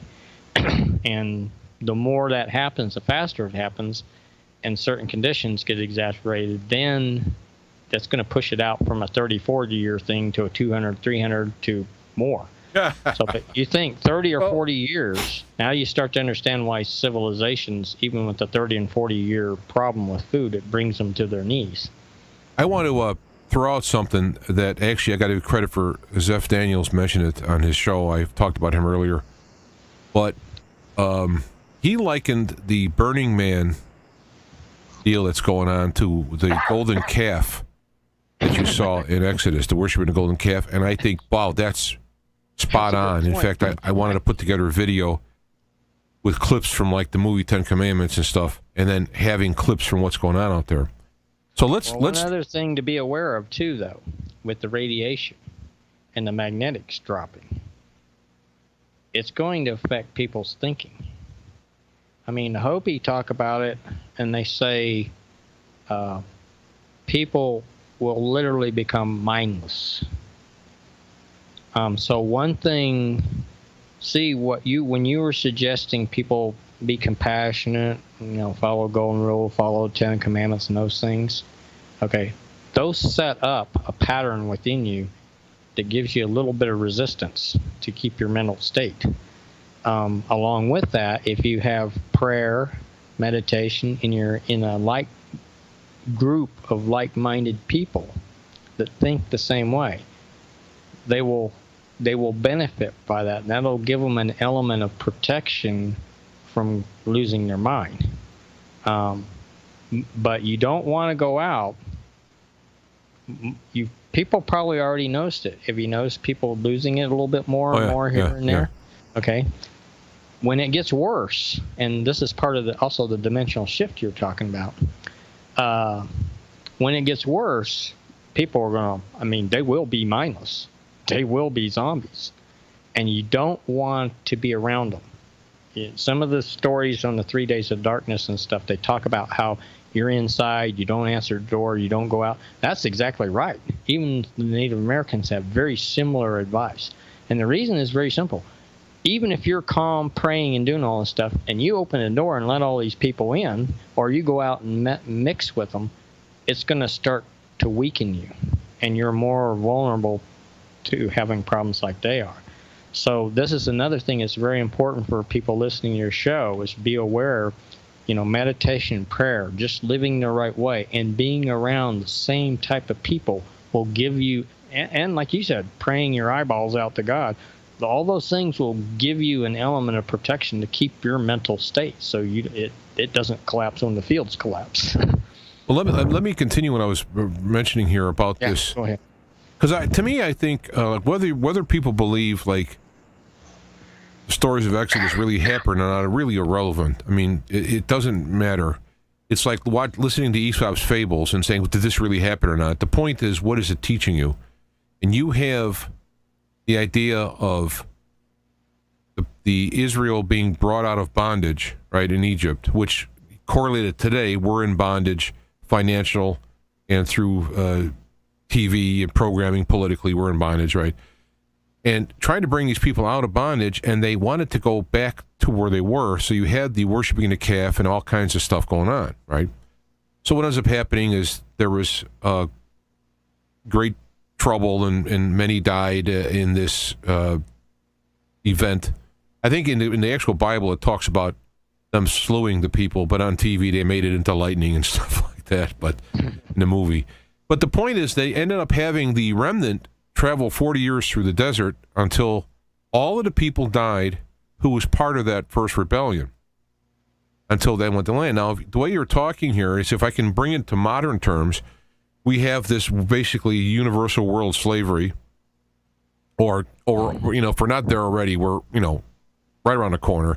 You have on the edge great technical advances, terrible technical advances of AI, robots, gene splicing, chimeras being created from animals and humans. You have all this stuff just right on the precipice. So now you have this clockwork of the universe turning, and now you have the modern minimum potential and all this stuff, which would cause great hardship. 40 years in the desert, you're talking about 40 to 100 years, wiping out a generation of people who've been affected by this, and having a whole new creation of people who survived through it go on to the next idea. I mean, it's chillingly, relevant to that kind of model, and it's a little disturbing. Well, it is, but it's also hopeful. I mean, the Hopi said in the previous world, they say we're in the third world or fourth world. I mean, in third world, they said we actually had technology that we haven't even seen yet here on Earth right now. They were in some ways more advanced, but their morals, everything went down the drain, and they were just as bad as they were doing what we're doing right now. And there were probably people back then having similar conversations to you and I and talking about, hey, look what's going on, and this is what's going to happen. And there were little groups of people making preparations and getting ready. And we're seeing that now. We're seeing groups of people that are starting to connect with each other, support each other, and get prepared and get ready because it's probably coming. The only thing is that some of the, if you're getting back to Revelation, which I don't really go into a lot, but I don't want to go into explanation about why, but I've done that the other times. But you're talking about there would be Jesus talked about there be no flesh alive unless there was intervention. I mean, things are going to get to the point that are so bad that you'll need intervention. So what my hope is, take my vision that I had, mix it to what we're talking about here, and you have us going down into this, what we're talking about, but then at some point, intervention comes in, and that's where the final choices are made, going along with the vision I had. I mean, if it's legitimate or whatever. So if we're sitting here, part of it is probably legitimate, James. I mean, if we're talking maybe about not every little detail, but I think the general idea of whatever you experience is probably entirely relevant. But what I'm saying is, by sitting here and saying we're looking at a minimum of 30 years of famine, a mini ice age, or we're going into 100 to 200 years of it, it makes things quite hopeless. No, we made it through it before. Otherwise, none of us would be here. Yeah, but I sure am not going to make it through 100 to 200 years of problems. No. I'm going to die in the middle of it, or actually in the beginning of it. Yeah. So, I mean, it's not James, it's not that. What's important, though, for you, and I know other people like this too, is it's not necessarily whether you survive and all that and this and that. What's important, though, is what you're doing, and other people like you, we're helping prepare and pave the way. Some of us may make it through the other side and help, the children and everybody restart things. We may not. And whether we make it or not is not that important. But the fact is, you're paving the way. You're making the opportunity and helping prepare things for it to unfold. So it'll help people that need that little extra help to trust that voice inside them and make that connection so they'll do what they need to do. Right. And that's what you're doing. It's a good point you bring up. It's not whether or not you live. It's how you live. Right. So even though we're looking at a time that could be long, it's not whether or not you can live through it or not. It's the fact that as you go and do what you can, as you go through life, you are to do those principles that were taught, Jesus and many others for that matter. And it's true. Now, I'm still hoping for intervention because I would like to see something really cool in my lifetimes, like the sky opening and, the heavens opening and trumpets and all that. That'd be mighty cool. Let me give you a couple of ideas on that. One is intervention can result by us ourselves. Like you said, if people get together and pray and they work with each other, they can accomplish a lot more. There are, I believe, saints in the past, Catholic saints maybe, but other ones too maybe. But they actually said that at a point in time in the future, like what we might be facing, that they would love to be here, even though it would be terrible. I mean, cataclysms, everything. They said God would give graces and abilities and powers that have never been seen before on earth. That those people, just people like me and you, maybe will be allowed to be able to do something. So that's one thing. The second thing is when the Hopi last world, they were listening to Creator and keeping an open pavi, open door or pineal gland, and they listened and they were told to move. Exodus is probably a migration story too. they were told to move, and they moved. And the Hopi moved, and the Hopi were, went and told their neighbors, hey, we're supposed to follow this little cloud during the day, and at night it's going to be a star. Follow it. When it stops, we stop. Their neighbors, or some of their neighbors listened. A lot of their nibers said, you're a nut. Get lost. You're like Noah, building a boat on the side of a mountain or wherever. So, but some of these Hopi did, and they left, and they got to the stopping point. They stopped. And these other groups came from other directions. And when the last group got there, they did have some form of intervention. What they said is this, in their talk, we would say it's a spirit being appeared, right? Some of us Catholics would say it's an archangel or Michael or something like that, maybe. Right. But they didn't, or Kachina, what they might say, but a spirit being appears. And it's like God's second-hand man, right? So, in some stories, not all of them say that, but apparently he gives them some form of protection. In some of the stories, they went underground. Some of the stories, they don't say exactly what the protection was, but they were given a protection. And while they were being protected, they said literally the face of the earth got white. In some of the stories, and some of the elders, they say it took a while for it to cool off where they could get outside. But then they come back and the protection is removed because they don't need it anymore. Spirit being says, you are now in the next world, meaning probably in that case the fourth world, our world, the beginning of our fourth world cycle. There are only two things you need to know. Number one, you are to follow the laws of the Creator. 10 Commandments, Golden Rule, whatever you want. All the things you were talking last hour. Number two, you're to sing praises, give thanks to Creator each and every day. If you fail to do those things, and especially if we don't hear you singing those praises to God, to Creator, we will know you have returned to evil, and we're going to come back and do this again, meaning purify the world and restart it again. That's where we're at right now. So there was a form in the Hopi story. There was a form of a type of a divine intervention there by some spirit being that did give them some protection. So that could happen again. I know I'm like a little kid here, but it'd be so cool to see something happen like that. I mean, like because you grow up hearing the stories of the good old days. When Moses sat before God and he face glowed from the glory and all this stuff. And I'm not. It's really irrelevant to me whether it literally happened or not. But it's like you want to. Here's the thing I've done, and I'm kind of rambling here, but my prayer that I had to God when I first made a commitment to seriously, I've always believed in God, but I made a commitment seriously. I said,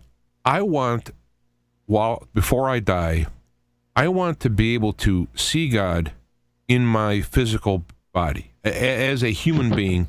I don't know to what extent that can be. I'm not, obviously God is everything, so I can't see it all, but to be able to see God in some kind of a supernatural form so I can experience it in my own senses, both by metaphysical senses as well as eyes and whatever, to be able to be as a creation, to see some representation of God, I think would be the ultimately coolest thing. And like whatever it takes to get that, plus like if I die doing it, it'd even be cool.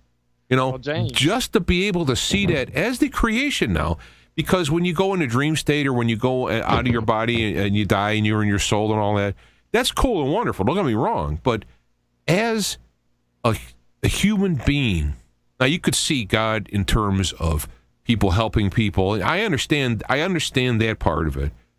But, I want to be able to see that, I don't know what the word is, metaphysical, super, whatever, something. And if it even die in the process, it'd be cool. I don't know. Does that sound like nutty? Unfortunately, well, I'm trying to figure out how to say this nicely. Uh-oh. Well, no. Spanking time. That way. No, it's not that. No. I couldn't think of a good word. But we can't actually see God. We can know God, but we can't see. We actually can't see man in terms of the thought form of consciousness and stuff. We can't actually see it. We can know it. We can see a physical reflection or manifestation, which is a human body. In God's case, the creation, the entire universes at all levels, all dimensions, every possible thing you can even conceive of, and presence and consciousness. So when we see the creation, you are seeing in action. Yeah, I understand that. And Jesus said, "You have seen me, you have seen the Father," and I understand that whole aspect of that. Right. But, you know, I'm going back to the Moses thing, and if it, you know, if there's some type of physical manifestation of, you know, that's all I'm saying. You know, and you know, whatever it is, it is. I'm not going to. How big is the universe? How much bigger of a manifestation do you want to have than what you already have? Well, I think what I'm saying more personal. You are seeing it. You're in it, and you're part of it. Yeah, I know. But see, when you're looking at 3D dimensional existence, you have limitations, right?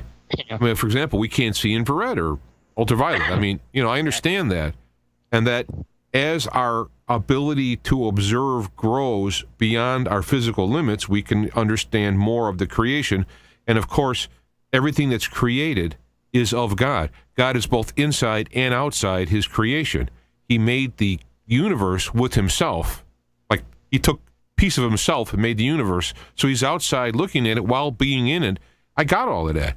But it'd still be cool in some way. I mean, even, let me finish here. Even like when you're looking at the Japanese daikaiju, you know, like Godzilla and all that, those, or if you're looking at angels, you see, those are some kind of manifestation of creation, a creator intervening in space-time for the situation. I understand that the whole universe is created to do the right thing at the right time, so God isn't needed personally involved. He may like to be, you can ask him, and he may like to, you know, for your sake. But that's all I'm saying. I'm not demanding it. I'm not sitting there going, you know, wait a minute, I'm saying I want it, and God's going to have to do it. I mean, that's just like my little, you know, that's like my little thing. That'd be so cool, because everything around you see. I mean, I don't want to see an alien coming from the sky. I mean, I'm talking about the real deal. So that's kind of like.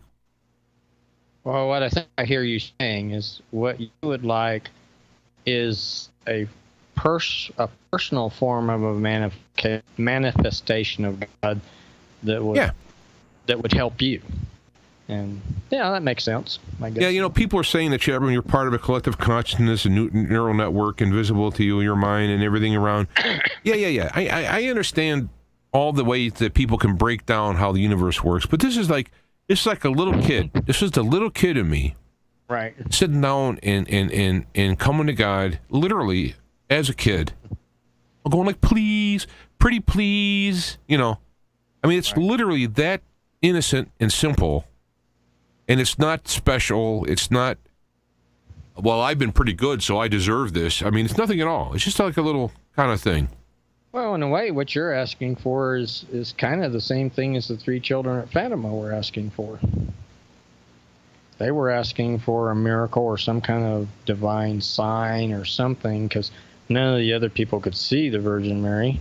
They could see the sphere of light, but they couldn't see her, so they asked for something, and for them, the miracle of the sun event was kind of similar.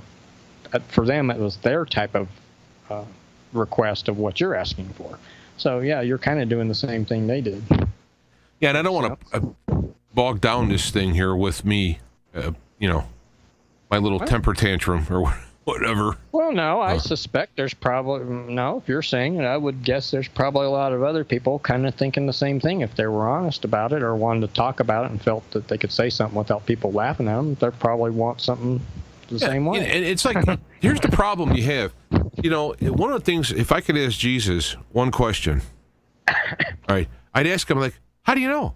I mean, the stuff he's saying is, like, outrageous. If someone said that stuff today, because you're a nut. Of course, some people probably think he's a nut anyway, but it's like he had that inner knowingness to be able to say this stuff, which is outrageous at the time, you know, and that's cool. I mean, that to me, Jesus, the human part of him, you know, the man, had this relationship with God, the Father, that intimately, that there wasn't this, there was an intimate give and play, you know, a play there. And I think that, anyway, let's stop this because I don't want to bog this down here. But we're coming up to kind of wrap. What you said, though, is you said Jesus knew, not that necessarily that he saw.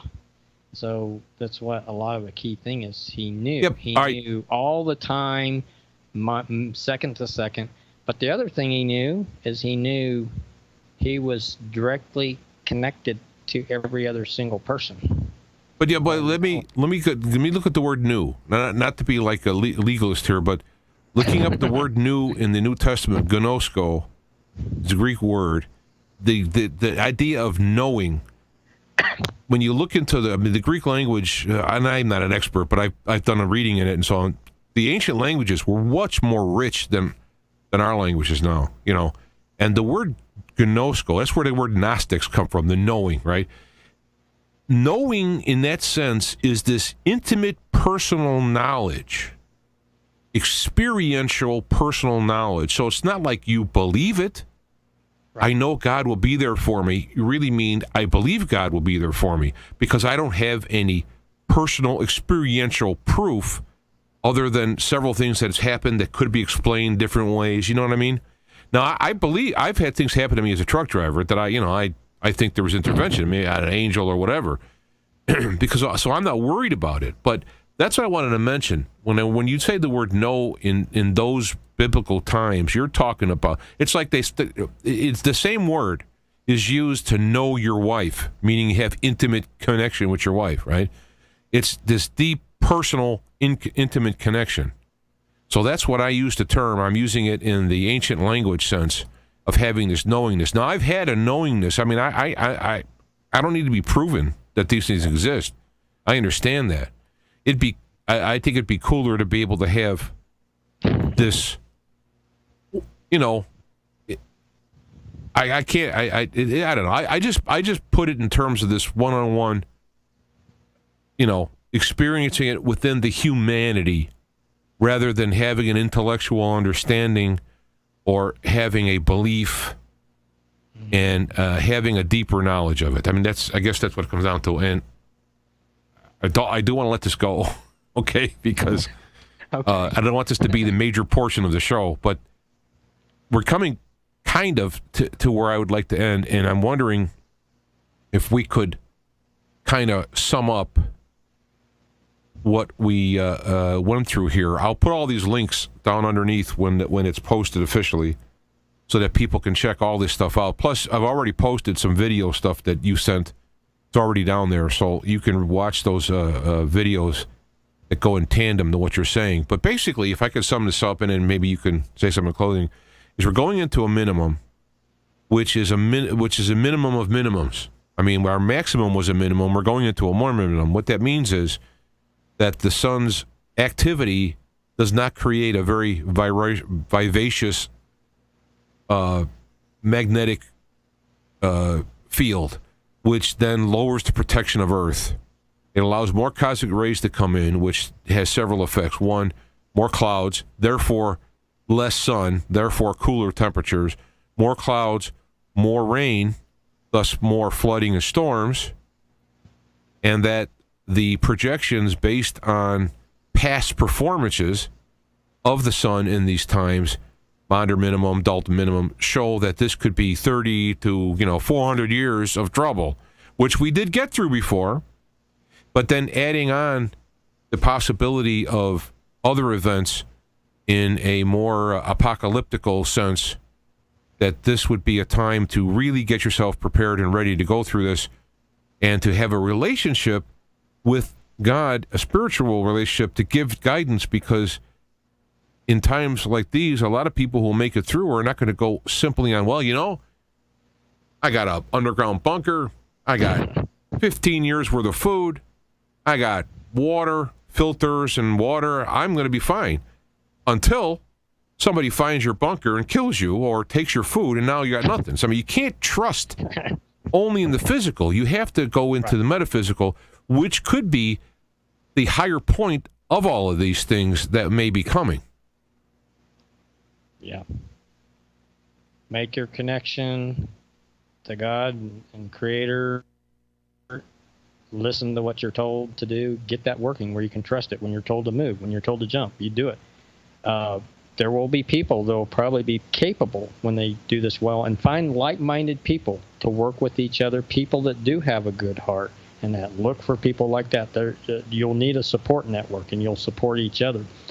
And those people in those teams, let's say their food is gone, and they have a little bit left, and they do the multiplication of the fishes and loaves themselves. They walk on the water when they need to, or like Jesus said, even other things that you haven't seen me do. That's possible. So that we tend to maybe discount that, but that is as important to prepare for too, as well as buying your food, storing your bunker, and doing all that stuff. I'm not saying you don't do those things. Do both. But like you said, if your bunker's gone and something happens, what are you going to do then? So the spiritual guidance and stuff can be critical for survival, and it will also be used to help rebuild. It will form what they learned in doing there. It will form the new technology that we will use. We won't use the current technology. We'll have a technology that's much more advanced. It will be the Jesus technology. Yeah. Yeah, and I think what the benefit could be of people who look within to find God. I mean, one of the things Jesus said, I think it's very clear, but it's ambiguous enough so people can't finish it, is what he says, don't go look in the inner circle or look over there. The kingdom of God is here. And I think when he said that, he pointed to his heart or within. But the gesture wasn't recorded, just the words. So that the God actually resides within. If you could go inward, you come out the other end inside God, if you will. And it may be it may be the curse and blessing of humanity because of the joy and the heaven and hell in terms of dealing with that. But that when these things happen, we have to not panic, because panic will close off your discussion with God. I remember, I think it was one of the Old Testament guys, Ezekiel or somebody, they were talking about one guy went to see God, and there was a whirlwind, but God wasn't in it. And then there was a still small voice. So you have this idea that God is standing behind you whispering, and if you're all worried and you're watching of all the stuff going around you, you're not going to hear the voice. Now, it's not that God's being mean or God's going, you're going to have to listen to me the way I talk. I'm not going to talk for you. It's that it's preparing us for the next level. If you have this type of stuff, then, the next level, you'll slide right into it. Yes. So I do see these things as both training. See, to me, God, when you go to school in God's school, you're going from kindergarten through college at the same time. And so you're going to be learning various things on various levels that a lot of them won't correlate until you got enough of it. Then all of a sudden these things connect. So it's not a linear progression. Right. And so I think everything that you need to know, you already know, but you don't have the connection to it. You may have already observed it, and it's in your mind somewhere, and something will bring it to your attention. Yeah. Or for that matter, it's coming from within. Right. You got it. There ain't no, in God's thing school, there ain't no first, second. It's all one thing. There ain't levels like that, So you're exactly right. But one of the things that popped in my head as you were mentioning the aspect of fear. So there's a couple ways, so people should think, well, how can they deal with fear? One is just realize it's happening and try to shut it down, and sometimes that just makes things worse. But so there's techniques like instead of being scared and stuff, just do prayer. Another really good way, maybe even the best way to dealing with fear, is start thinking of what you can do for others. A rescuer, they're not thinking they're going to die. They're just thinking, I need to save this person. They're not afraid of dying or something. Maybe they are a little bit, but they go beyond fear and they go in there. Even if they do die, they rescue the person. So helping others and looking to help others and be of service to others is a good way to overcome fear. That's true. Whenever I think of fear, I got it on my laptop, a little thing. I like reading this. Frank Herbert wrote this in the book Dune. I like the Dune series. At the first, then I didn't like him anymore because then it went from getting semi-inspired to becoming out of his head. But I love this phrase: "I must not fear. Fear is the mind killer. Fear is that little death that brings total obliteration. I will face my fear. I will permit it to pass over me and through me. And then when it is gone past, I will turn the inner eye to see its path. Where the fear has gone, there will be nothing. Only I will remain." Yeah. If he's done nothing else, I think he's done a service to the world by having that little phrase. Yeah, I agree. Yep. So as far as getting in touch with you, I put down, and people are seeing this now on here, your Facebook page. People can join that or friend that or write you, or I don't know. I'm not a big Facebook person, so I don't know all the details. Really either. I had a friend talk me into it. I mean, I think Facebook, by virtue of its reach, is worthy of use, but boy, is it terribly written. I want to mention that Minds.com is much better Facebook type of software. And so people might want to meander there. I just opened an account. I'm trying to post stuff there. But, I mean, I don't have time to post in 15 different places. How do you spell that? Minds.com. Oh, Minds. Yeah. Okay. All right. Yeah. I have a page there that I'm going to try and start. I mean, here's one of the problems. I mean, this is going to get both political and spiritual, is that the goal of Facebook and Twitter, which are the main focuses, I guess Instagram is too, but I don't go there. The goal is they don't want people to bring spiritual and economic or political solutions there that could contaminate the people that they have hoodwinked. Yeah, right? So they're trying to weed them out. Now, if we all go to Minds.com, no, but they're going to be like, great, goodbye. Because the problem is they don't want to have the contamination, ideological contamination. So they want people to leave. So on one hand, we can go to Minds, or Gab is an alternative to Twitter. Both of these people, Minds and Gab, both have, written and run this software with the ultimate freedom of speech as their mantra. And so, yeah, they're great software. It's better software, and there's a freedom of speech. But then the people who are on Facebook who could use a lot of this information in their spiritual growth, they're not on Minds. The level of intellect or spiritual awareness who can make the swift trance to Minds, well, you're basically isolating yourself then from the people who could benefit from this information. I mean, we all can benefit from the information, but you know what I mean. That's the goal. Separate. Yeah, I know. So the problem is that you want to stay in the arena so that this information can bleed over to other people who wouldn't get it any other way. You're not going to get it from CNN. You're not going to get it from a lot of your local churches, because they're all just,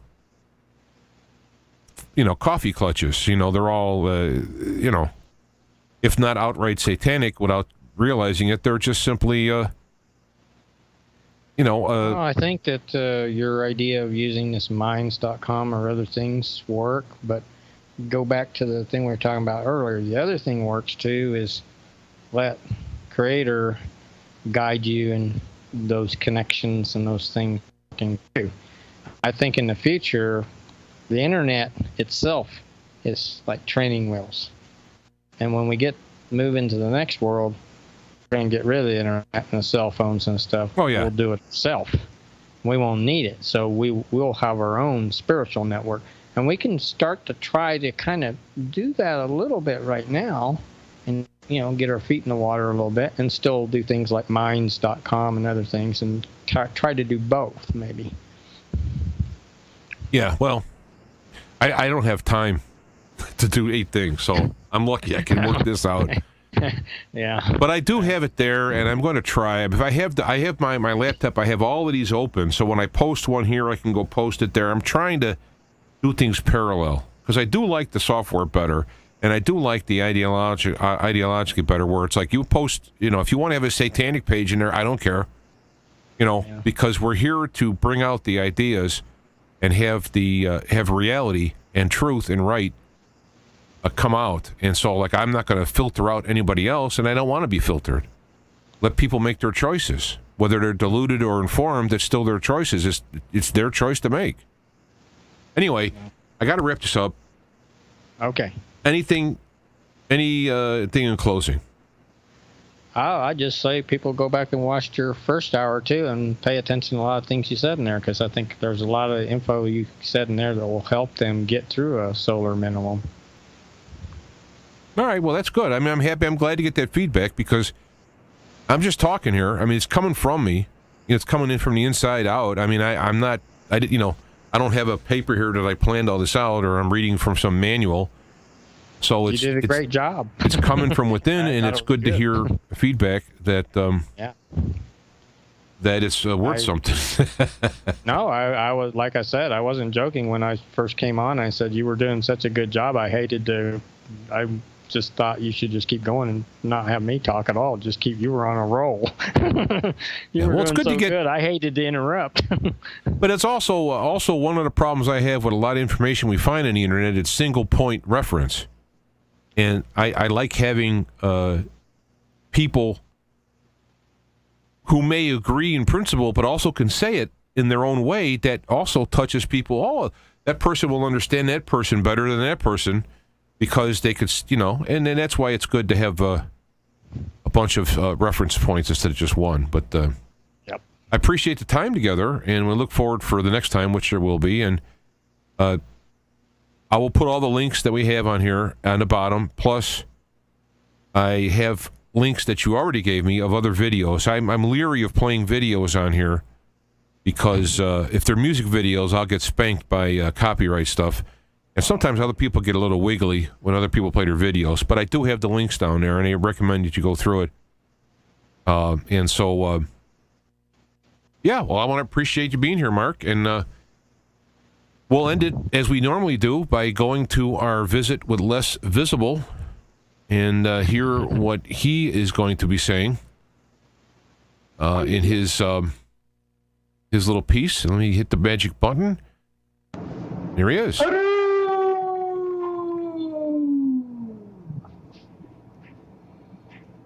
Greetings yet again, my friends. Welcome to Dog Poet Transmitting and the Saucer Pod.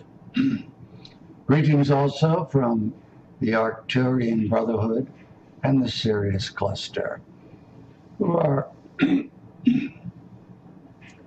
observing us and assisting when they can during this time of crisis, and indeed it is one. Today we are hovering in the Saucer Pod over the postmodernist French Revolution redux of the emergent George Soros-funded Antifa.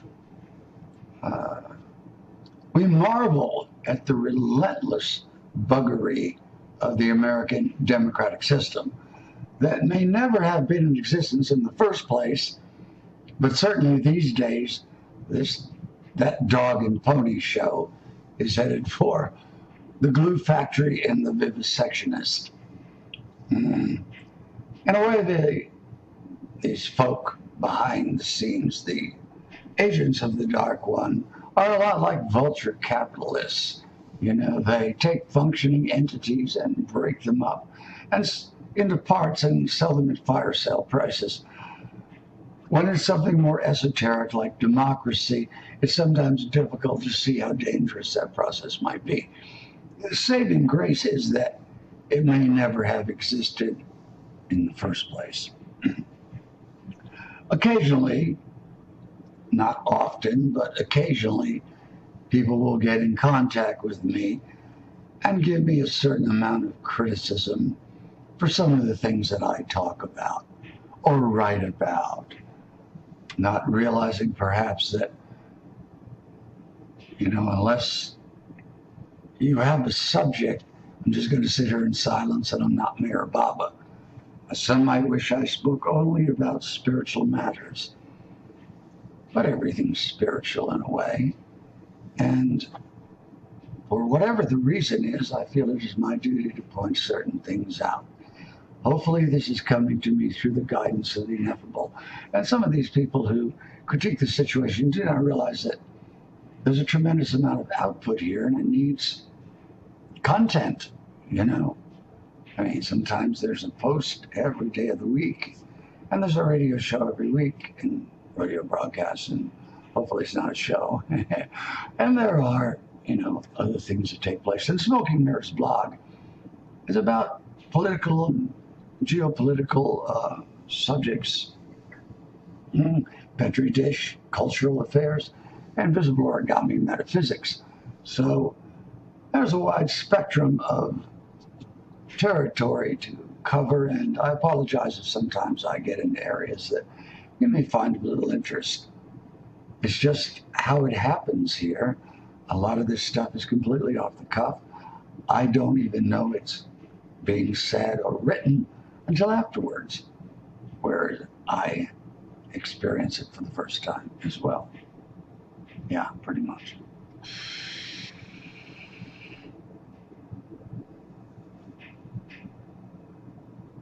I am so grateful for this vaping phenomenon. Not smoking actual roll-up cigarettes anymore. The improvements are manifold and manifest. Anyway, as far as the things I talk about, everything is in a state of flux. And we ourselves are in a state of flux too. And I don't know if the world is made better or worse or unchanged at all by anything I do as I go through my days. Some number of people tell me they appreciate what I do, and that's enough for me to continue. The truth is that I would do it regardless of whether anyone showed up or not. When I first started at the blogs, I told myself, well, if I could get just 30 regular readers, I would consider it a success. Then there were a lot more than that. And I said, well, if I can get 300 readers on a regular basis, then I would consider that a real success. And that's past that. And then I told myself, well, if I could get 3,000 regular readers, well, that would really be something, and achieve that as well.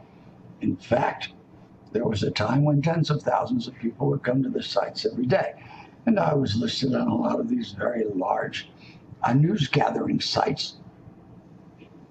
But I found that I had to limit, and perhaps even not do it at all, limit the amount of exposure I gave the ineffable and the things I wrote. Because the people that run these sites, some of them are virulent atheists, and some of them are real prima donnas, looking for examples. Michael Rivero and Jeff Rentz. And Jeff Rentz especially got torqued off at me because I wouldn't break off my relationship with Ricks and Stewart at the Truth Seeker. They have some intense antipathy between them. And now Ricks and Stewart is the only person I remain with. He's proven himself to be a true friend, and I'm very grateful that he stays in his relationship with me. I don't hear much about the radio broadcast, certainly not nearly as much as the comments that show up at, the blogs. But then I'll go to the sites where it's hosted, and I'll see that a couple of hundred people have come by and listened and watched. And so that validates the effort for me. And if there's anything I can discuss more or with a greater detail, you have only to ask me or let me know. And if it is at all possible and makes sense, I'll certainly, probably do it. So there we are, more or less. I know by now that Well, as I was going to say, there was this very large amount of people that were coming around all the time. And then when I was removed from these sites, there weren't so many people, although there's still several thousand will eventually see each of the posts. But that's kind of a core group that remained. And those are the people who, like myself, are concerned with spiritual growth, are concerned with developing and improving on a relationship with the ineffable. And that's really who I want to be interacting with. I mean, I'd like to be like the ineffable and love all life and all people. I try. But it's of no great importance to me if a whole bunch of people don't come by and check in with what I do.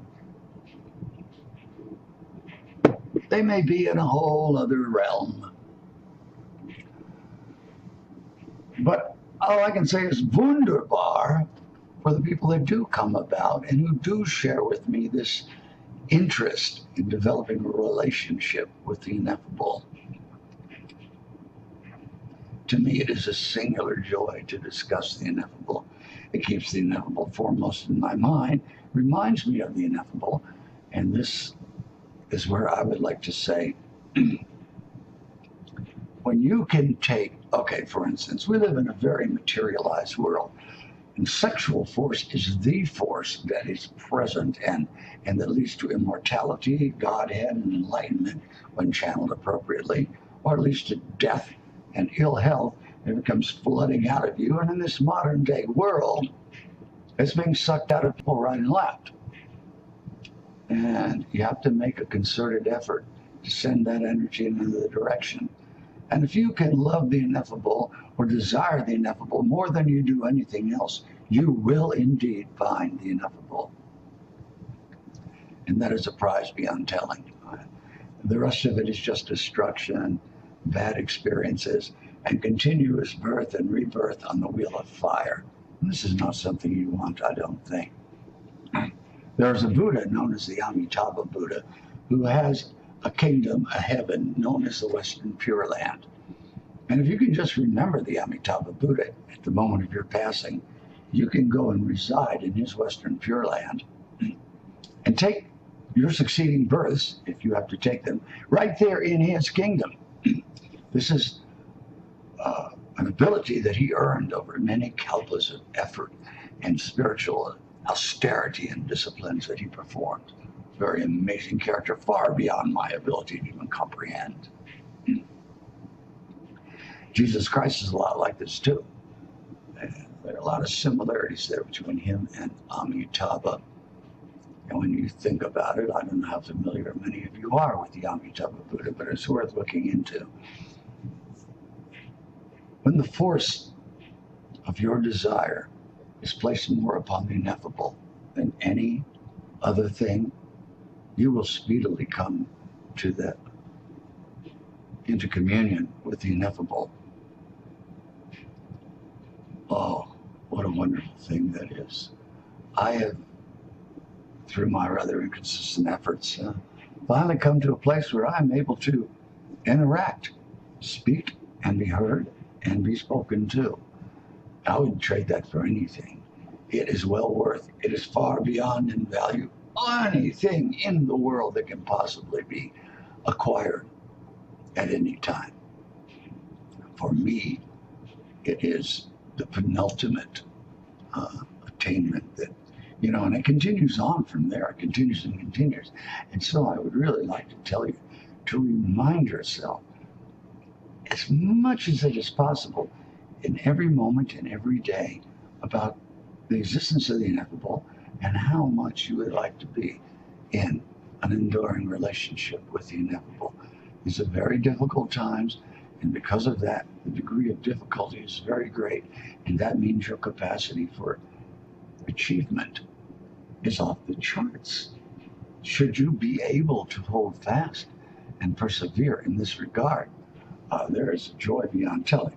Okay, my friends, we've come to the end of another broadcast, and I'll see you next week. Indeed, if there is one. In the interim, I implore you, seek the ineffable in every moment.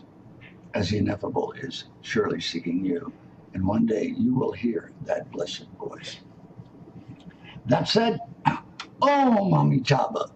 Greetings, my dear friend, Lord Ganesh. Micham Ambu Guru Bala. La ilaha illa Allahu. Much love, Lady Nature. Hail, Lord Jesus Christ. Hare Krishna. Carry on, Baha'u'llah, aloha, and aru.